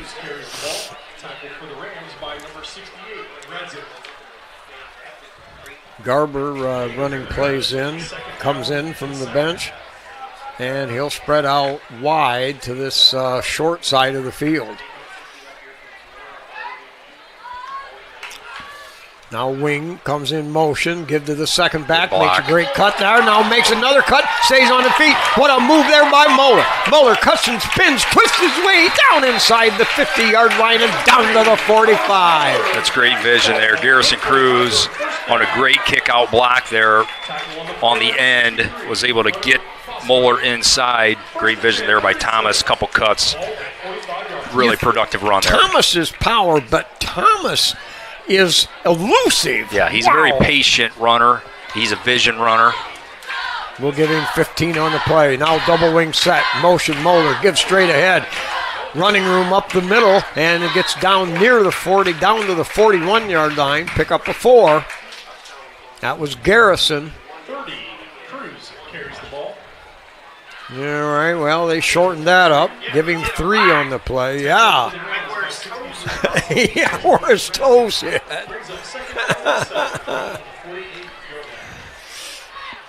All right, Garber spread out over here.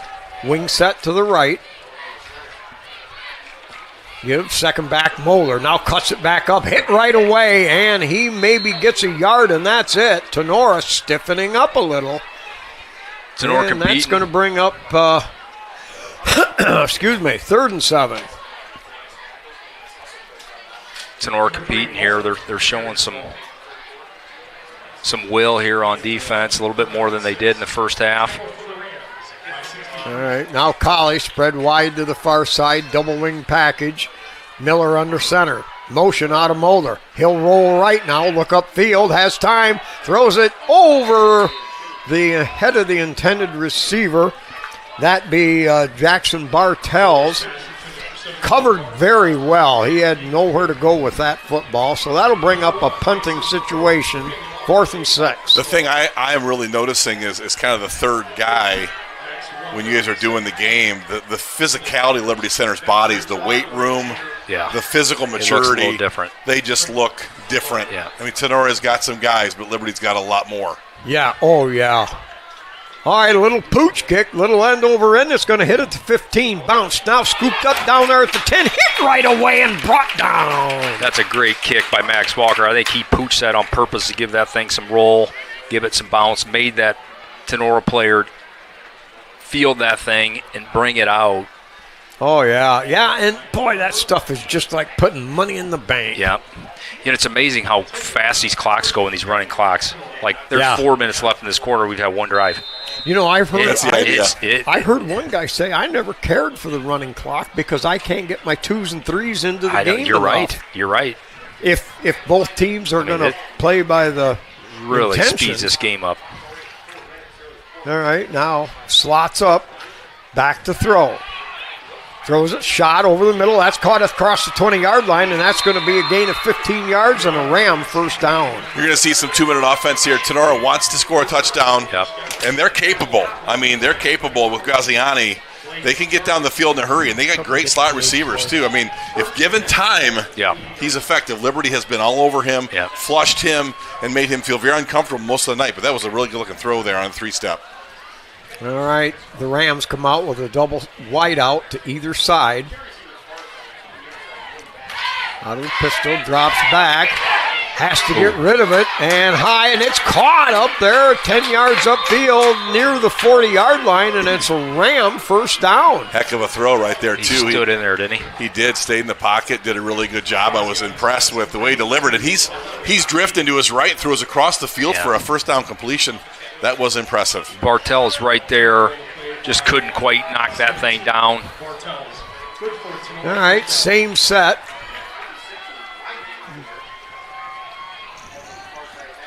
Quarterback about 5 yards deep, drop back. Now has to roll out of there. We get a flag on the play, and he's going to have to throw it away to save the sack. Yeah, their receiver moved. Yep, going to be illegal procedure. You caught that right, Mark, and that was good for Liberty to put him 1st and 15. That, again, behind the chains. Tenora's made a couple important plays here in the second half to try to get themselves on the scoreboard, but those penalties are killers. Brogan and Kern breathing down quarterback's neck there. I've been impressed with Kern tonight. Yep. Kyler's done a really good job of getting his hands, getting a punch, controlling his tackle, and getting some pressure, pushing that pocket. Again, a senior has been around this program a long time. His dad's a Hall of Famer, and he's a big body. I mean, he's 6'2", 215. He's longer. He's got some reach. He can get some extension. So he might have found his place there at the end. All right. 1st and 15 for the Rams. Tigers show a little bit of blitz action. Here they come. Quarterback has to dance around. Now finally fires it upfield. That's going to be caught up at midfield, and it's going to be a Ram 15-yard gain for another first down. That's the hardest part as a defender, corner, safety is if the quarterback gets out of the pocket, that's another 3 to 5 seconds that you have to guard. The primary route is broke off. He's coming back to the ball now. That's tough for a defender in the secondary. Tenora's showing a little life here. All right, just inside Liberty's side of the field. They give it right up the middle. Nothing doing there. Slowed down. Goose. By one of the, was that Goose? Yep. Goose slowed him down and had a lot of help. Couple quick NWOAL score updates. Van Wert over Bryan 21-8.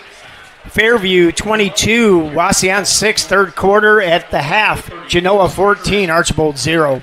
Wow, oh boy. Trying to get a PH score, but we don't have it.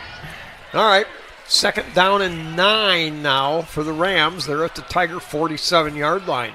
Drops back to throw, dumps Screen. it out to the back out of the backfield. He'll squirm his way ahead, picks up about 6 on the play. So the Rams moving the football a little bit here. Nice little call there for Tinora. They had Liberty outflanked with that back out of the backfield. No linebacker to account for them.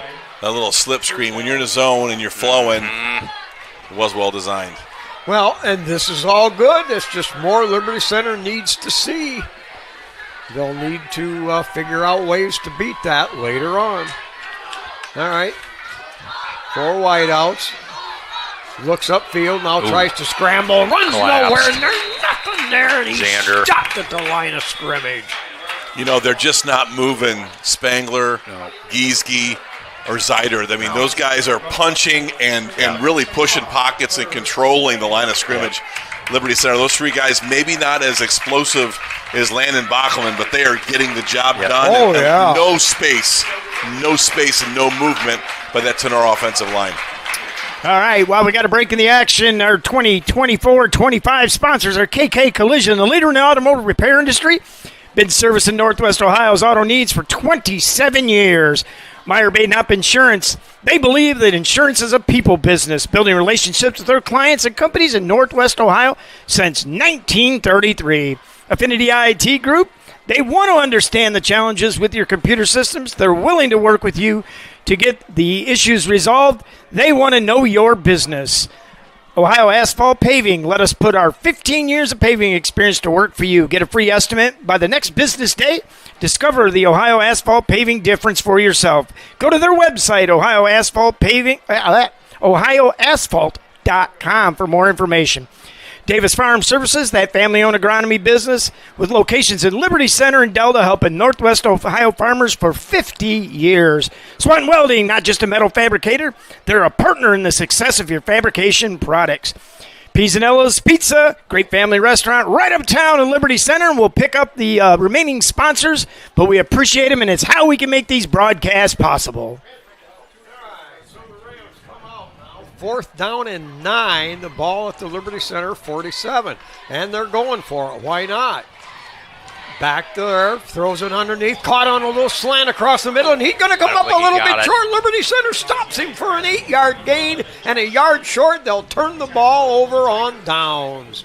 Max Walker ran him down like a dog. Yeah. He exploded through that tackle and got him right before the first down. That was all Max Walker because that was a first down. Yep, it was. He was getting to the sticks, and Max ran him down. So the Tigers' secondary comes up, makes a tough play, and they'll take over possession. Graziani, that was a nice play by him to just wait, took a hit, made a good throw. He's been on the ground a lot tonight. Tigers with Kleinbrink now under center. He'll come up under with a wing set to the left. Long count, give to the first back, burst through there, cuts, making another, out in the run, and hits it ahead, fires inside the 40, down to the 35. That was just a plain straight ahead kaboom. That's what you call a dive. You hand it off, pick a hole. That was like a 3 dive, just right. Got to line of the scrimmage before anybody knew what the heck was going on. Linebacker looks over his shoulder, and he's 5 yards past him. 27-yard gain. Ball now down to the 33-yard line. That play only took 4 seconds, I think. Jeez. All right, Sonnenberg spread out wide over here. Tigers with a wing left set. 2 in the backfield. Now a little bit of motion. Give to the wing back. Coming through. Breaks one. Bounces off another. What a job there at the 20. And spins his way down inside the 20. Down near the 15-yard line. Hey, guys, as we head into this 4th quarter, I do want to make sure that you remember our post-game show, the KK Collision post-game show. We're going to pick the dog of the game.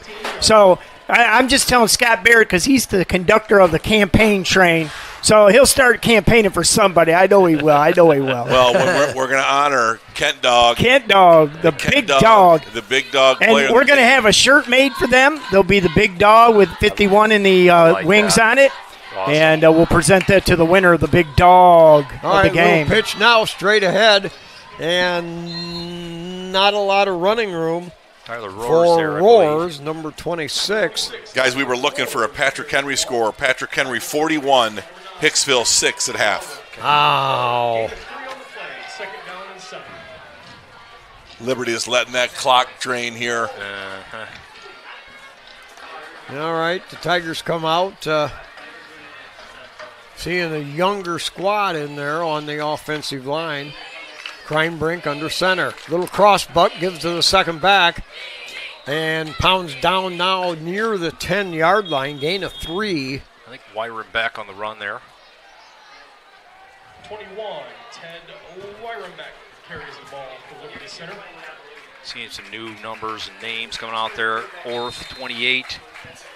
36, Colton Sapansky. He's on the play as a third down and 5. Gabe Clapp in there, I believe, as well. All right, Orth on the right. Big straight ahead, pounding down inside the 10, down to about the 8-yard line. That was Orth, number 28, Isaac Orth, a junior. Number 28, Going to kick a field goal here again. Operational practice spike. Yep. Going to need a field goal late in the season. Yes. I like these choices. That is All Will right. Fitzenreiter snapping. Yep. Number Fitzenreiter, number the 4. snapper. Will Fitzenreiter. Kreinbrink, the holder, and Ian Rosebrock back to kick. I know somebody had 35-0 at Porch Coaches. The kick is up, and it is good. Good snap, good hold, kick is good. Ian Rosebrock taking up right where he left off from last year, and now the score stands 38-0. Pow! You know, that's the thing we didn't talk a lot about in the pregame is how good our special teams is. Yep. You got Max Walker, who is just as good of a punter in Division 5 as it gets, and Ian Rosebrook might just be, and we've had some great kickers, he might be the greatest field goal kicker in the history of Liberty Center. I'm not sure yet, but I would say he's right in that top 2 or 3. Yeah. Boy, he's got distance, he's got height. Oh, yeah. And then, Max Walker last year was kicking off. We know what he was doing. So that's your backup. So, I mean, the depth on this team. In fact, Max may still kick off. And Max also, there were his games. Leg he had issues. Okay. 2 years ago, remember, was that the Archbold game that he just turned them inside out? Yes. He just kicked them into the dungeon all night long. Yeah. As a sophomore, or as a young, maybe a freshman. Yeah. The kid can really kick. And when you can flip fields and special teams like that, oh man, it's invaluable. Max Walker, outstanding. He's done a nice job tonight at guard and at linebacker too. Yep. I like his motor. He's a motor guy. Yeah, he's one of those athletes you're not going to pick out of a lineup, but Just scrappy. Yes, there. he played, got a lot of good minutes in basketball. High end over end, that's going to hit at the 1-yard line, bounce into the end zone. Wow. What distance, what height, what soaring like an eagle ability. Seeing some new faces here on defense. Toby Parasini in there. Lucas Navarre, number 56. They see him, Weimer is still in there as a sophomore. Yeah. They want to get him a lot of plays. And Nick Miller Yeah. really sung his praises for a young guy having to learn 2 spots, one on defense, one on offense, and then also execute. He's been a very, very refreshing surprise for Nick. Strapansky in there. Now back to throw. Has to scramble out of there. And he's going to be caught. Sagarino! Yeah! It's Isaac Orr just coming off the edge there at the linebacker spot to run that one down. No, we'll save Nice it. play to stay with it. We'll save it. I'll get you the button, Spike, I promise. Second down and 16. That was a nice motor effort play there, Isaac Orr.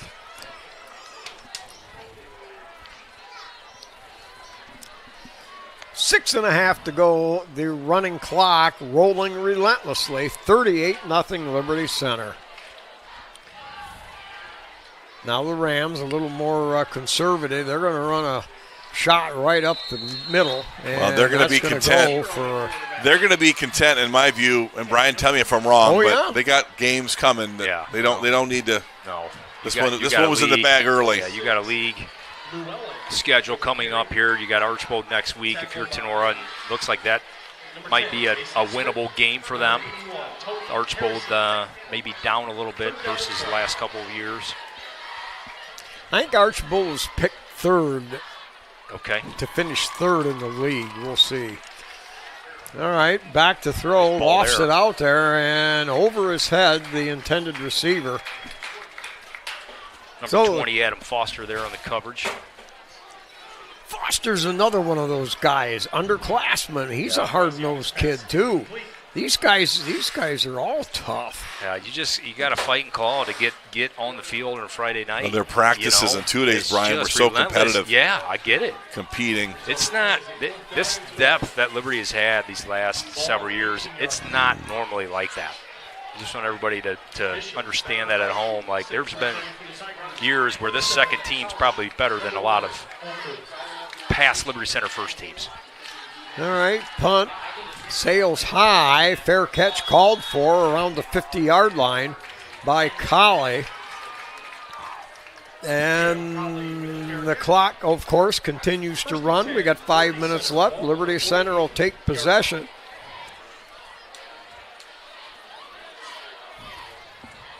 Just over midfield. Now, Perry, I understand, the sophomore quarterback is hurt. Okay. Mason Smith maybe at quarterback here now. Mason Smith's a good-looking athlete, too. Yep. Taller, longer, got a good arm. All right. Wing right set with a single wide out to the far side. Give to the first back through. That's going to be Roars, Tyler Roars. Will Fitzenreiter finishing his block down here on the edge to the whistle. It's good to see.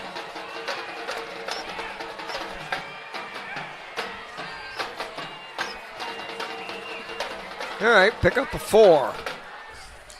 Tigers come to the line of scrimmage. Ball at the Ram 44. Wing set to the left. Give, second back. Cuts it up and picks up a couple of yards on the play. That'll be Wyrenbeck. Got some new numbers there. 73 Bartels coming in. Baxter Barrett coming in. Number 21, Ted Wyrenbeck. Yeah, all right. 3rd down and 6, I would imagine. Liberty Center will probably keep this thing on the ground. Next Friday night, August the 30th. Double wing package, wide out over here, single setback, and we're going to go in motion. They're going to pitch to the motion man, trying to get outside. It's Barrett. He breaks one tackle, puts his head down, and pile drives through 2 more. Gets down to the 40, pick up a 3, depending on the spot, and that'll make it 4th. And, the spot makes it about 3 yards to go. No, that's Baxter's first carry there, too. And when you think you're only going to get a couple carries a game, you better make the most of them too, right? So it makes these running backs hungry because they got about 12 of them. They can just continue to rotate. All right. Capable. Walker is in to punt for Liberty Center. He'll be standing at his own 47. Signal's called. Good snap, good grab. Pooches it again. He's going to head it for that left corner over there. Takes a sideways bounce. And Liberty Center will dive on it down around the 20-yard line. Mason Smith laying out down that ball. I like to see that hustle. He come off a little bit gimpy before, and now maybe a little ankle roll, ankle tweak. Hopefully nothing. That's on the punting foot there too, I think, for Max. Hopefully nothing too bad. As we get under 2 minutes, this second half flying by.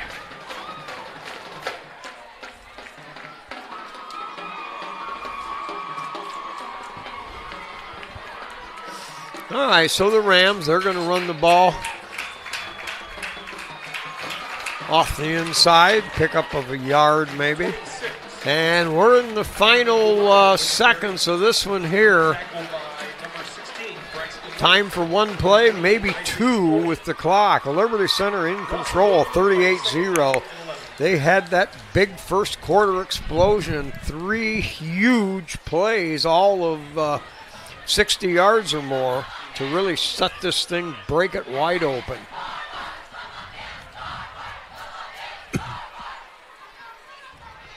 All right, second unit.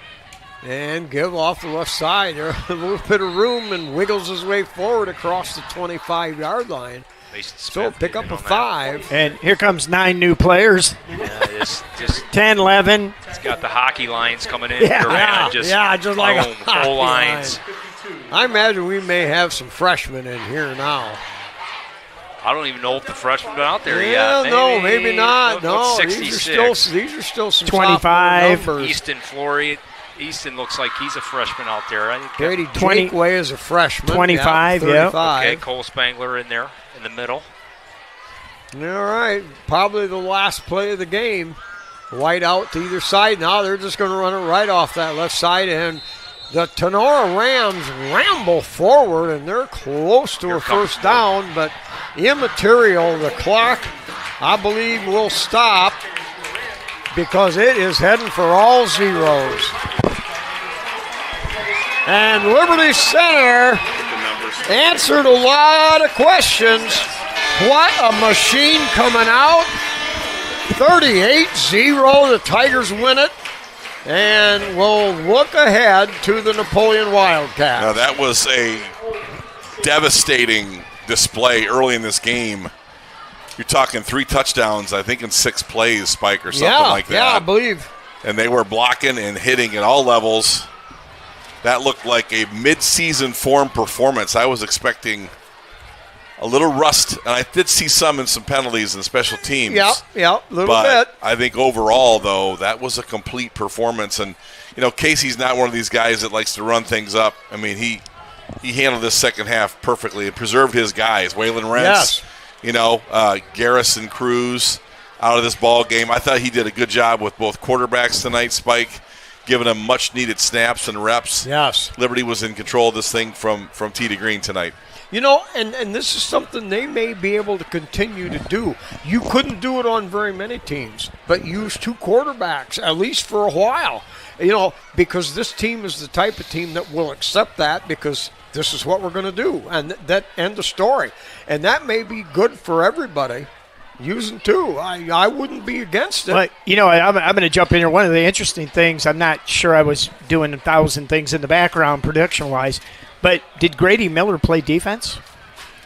I don't know that he got a lot of snaps at corner because they were able to, their snipers did a good job tonight with Bartels and Cam Colley. And Cam's a corner. You had Blake Garter. So I think they got a lot of good performance out of those guys. I think Liberty Center is going to do a lot of preservation and a lot of load management and play guys when it matters the most. I mean, because I remember last year how good he was last year, Grady Miller in coverage. Oh, yeah. Big, physical, fast. He was phenomenal last year. Yep. Brian, you get some numbers here. We're gonna do. How do you want to handle this post game? That's what I was trying to think. Let's. We're gonna go ahead and go into our post game and check this out. We're gonna switch cameras, so you guys turn around here. Jago, you want to get in the middle there and get because we're gonna do a little something live here. You get to see our ugly mugs on here. You are looking live, Brent Musburger, Big Game Brent. So we're waiting for the cue here. We're not going to get it, are we? We're on. Okay. We got a KK collision. I don't know. Do we have graphics? Cole's got graphics for everything. Well, we don't have. All right. Well, welcome to the KK Collision post-game show here. And you get to see our ugly mugs here. Check that out. Live from top. We're in the press box here. And, Jiggs, you got some stats for us. Sure, yeah. Let's hit on Liberty Center offensively. Grady Miller, 2 of 4 tonight, 129 yards, 2 touchdowns. Caden Kreinbrink, 4 of 4, 75 yards for a long of 41. Rushing, Thomas Muller, 7 attempts, 70 yards with a touchdown.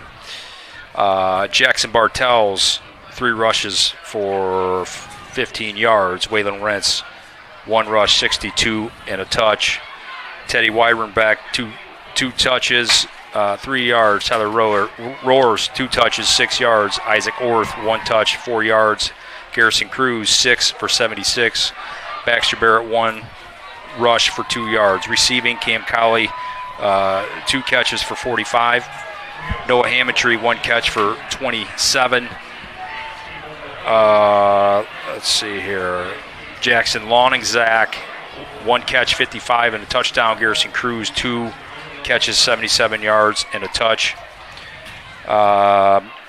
Defensively, for Liberty Center, Grady Miller, 3 tackles. Isaiah Badenhop, 1 tackle. Cam Colley, 5 tackles. Mason Smith, 2 tackles. Blake Garber, 4. Noah Hammontree, 1. Braxton Light, 2. Jackson Bartels, 3. Jackson Lonizak, 1. Waylon Rentz, 4. Caden Sonnenberg, 4. Tyler Roars with 2. Isaac Orth with 2. Garrison Cruz with 3. Xander Zyder with 4. Baxter Barrett, 6. Max Walker. Can you just tell us who didn't have 4. a tackle? Yeah, just about everybody, right? Levi Spade with 2 tackles. Deacon Schweigert, 2. Stephen Brogan, 4. Hunter Spangler, 4.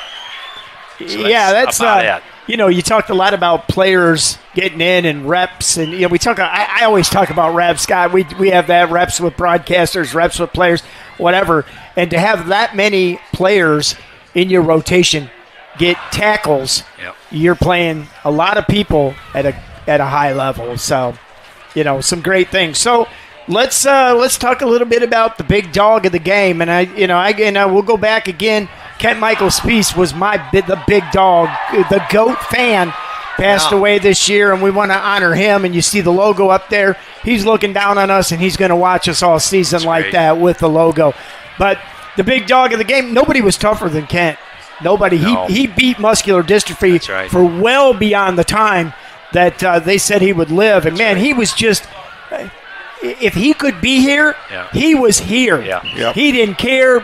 Rain, sleet, snow, hail, hurricane. I seen him here in a tornado wheeling across the parking lot. He didn't care. Always smiling, always happy. So as we talk about these big dogs of the game, this may not be the one with the most rushing yards, the most thing, but who is the dog? And I got one, but I'm gonna leave mine for later on. So all right, Spiker, what do you got? Who's your Kent dog, big dog player of the game? I'm sorry, but I cannot break this down any farther than these final 4 names. And these were the guys that I think stepped up, made plays. They were consistent, even if their name wasn't going in the book for anything. But I liked Kyler Kern. I liked Caden Kern. Noah Hammontree. Baxter Barrett, and Bartels. I like those 4 guys. They just seemed to be in the ball game, both sides of the football, up tempo. They were just. All right, Jigs, who you got? I'll highlight just a couple players tonight. Stephen Brogan, I think, really stuck out for me offensively and defensively. Had a lot of great blocks as a pulling guard. Defensively, was in the backfield, was running over the offensive line tonight. I think he had probably a couple sacks. We didn't highlight that, but Stephen Brogan was a wrecker on both sides of the ball tonight. Ooh, that's a guy that sticks out for me. I think that's would be my pick. I like Blake Garber tonight. I think Blake Garber blocked on offense down the field on the early touchdown. I really was impressed with that hustle, and that was kind of a back-breaking moment of the game. He also tallied a bunch of tackles. He was involved in special teams. I mean, he's involved in a lot of parts of the game, and I thought he played outstanding tonight. I do like what Baxter Barrett brought on the defensive end. Young player, made some mistakes, but did collect 6 tackles. And then I liked Hunter Spangler. I just feel like when I'm watching Zyder and Spangler and the Goose, I'm just feeling like those guys controlled the front 5. Those 3 controlled Tenora's 5. So, I'm going to defer to Mark on it, but those are the guys that come to mind for me. So who'd you have? I think I was going to go with Blake Garber. I thought he played a very complete football game tonight. Okay. I'm going to throw a special teams player in there, Lonzak. Yeah. Talk about trucking a couple kids. Had a touchdown. And a touchdown catch. And a touchdown. And some tackles. So, I think he's one of those, the unsung heroes, the unsung dogs. coming down. I mean, he made that one play right in front of us that just trucked. Yes, he didn't did. make the tackle, but he trucked Made people. Made the play. Made the play and whatever. So I'm going to throw his name in the hoop. So now that we've got it kind of in it, it's going to be hard to narrow it down. But if I've got to go make a pick, I would probably go with Stephen Brogan. He's a bad dude, a lot of tackles, great on the blitz tonight. He's outstanding at the guard. So to me, if I've got to reevaluate and go with one guy, it's going to be Stephen Brogan. Spike? I like that. I think that was probably a good choice. I'm jealous of Jiggs because he thought of it and I didn't. All right, so there you have it, the KK Collision. Big dog of the game, Stephen Brogan, and he'll get a shirt with our logo with the 51 on it and the big dog of the game. So I think that's great. That's a great paying homage to Kent Michael Spiess, the GOAT fan, and you know, nobody was tougher, and tonight, nobody was tougher than Steve Brogan. And that's a fact. Kent goes down in like the Hall of Fame of greatest fans, and that's Kip Kern. And you go back and you look at the number of fans we've had. Grandma Jean Kern. I mean, these are fans that are 60, 70 years deep. Dan Chambers, guys that have been coming to this place since the 40s and 50s. And Kent Dog left his marker. I coached Kent. He wanted to be coach. Yep. He was in every huddle. He was doing these things. He was involved. He came early. He stayed late. Ken Dog, that's a great award, Mark. I tip your cap to that. That's fantastic. And don't forget, we've got one of our own, Rodney Ponton's 11-year-old son, diagnosed with the same disease that Kent passed away from. So you get a chance, check that out on Facebook. Once a Tiger, always a Tiger. Rodney, we got you, buddy. You and Reed and your family, thoughts and prayers. We'll do what we can to help you out. So, all right, well, that's about all we got. Spike, what do you got to say here? Take us home. I tell you what, Rodney Ponton. He was a hard-nosed. He was a dog. He was a straight-ahead runner. Rex loved him. Rex loved Rodney Ponton. Give him the ball. Let him pound. Was he one of the belly shirt guys back in the day? Yeah. The belly shirt guys. Tough, man. I love those guys. 5 degrees out. They got the belly shirt going on. If we had some last, before Spike finishes this thing up with Good Tiger Sports, which I love that, to kind of capsulize the game for me, Liberty Center just from the start dominated the line of scrimmage the way they needed to do. The quarterback play was very efficient, and our top players played top end. 38-0 Liberty Center. Impressive, Brian. Yeah, I think you just saw a lot of the depth in Liberty Center tonight. They continue to just bring guys in. There was no drop off. We saw some second and third team players that played very well, made impacts, some sophomores and juniors that have not necessarily played a lot of meaningful minutes yet. So I think that just speaks to the depth of Liberty Center and the team that they have brewing here again. I think they're going to have a really nice team again here this year. Okay. Go ahead. I was shocked. I could not believe the quality of our top 35 players, we'll say. I mean, this was good stuff, and beyond what I had hoped for. And the semicolon to that is this is game one. Yeah. Right. Yeah. You know, this looked very mid-season for it did. It did. Now, last year, we looked like it was game one. That's true. This year, not so much. Hey, before we go close out, we're going to talk a little bit about the schedule.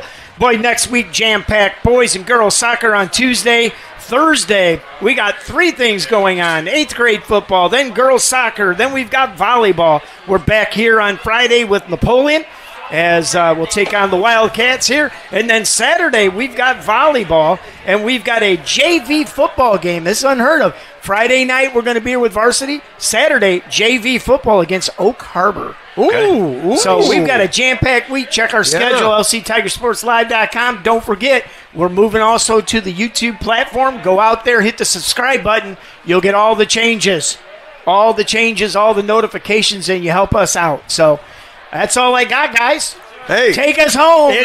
You guys have said it all. There ain't nothing more to be said. Liberty Center wins it in a rout, not a rout, just a demolishment. This was load grader stuff. So, hey, with that, simply 38-0, Liberty wins. And on that note, everybody, it's good night and good Tiger Sports.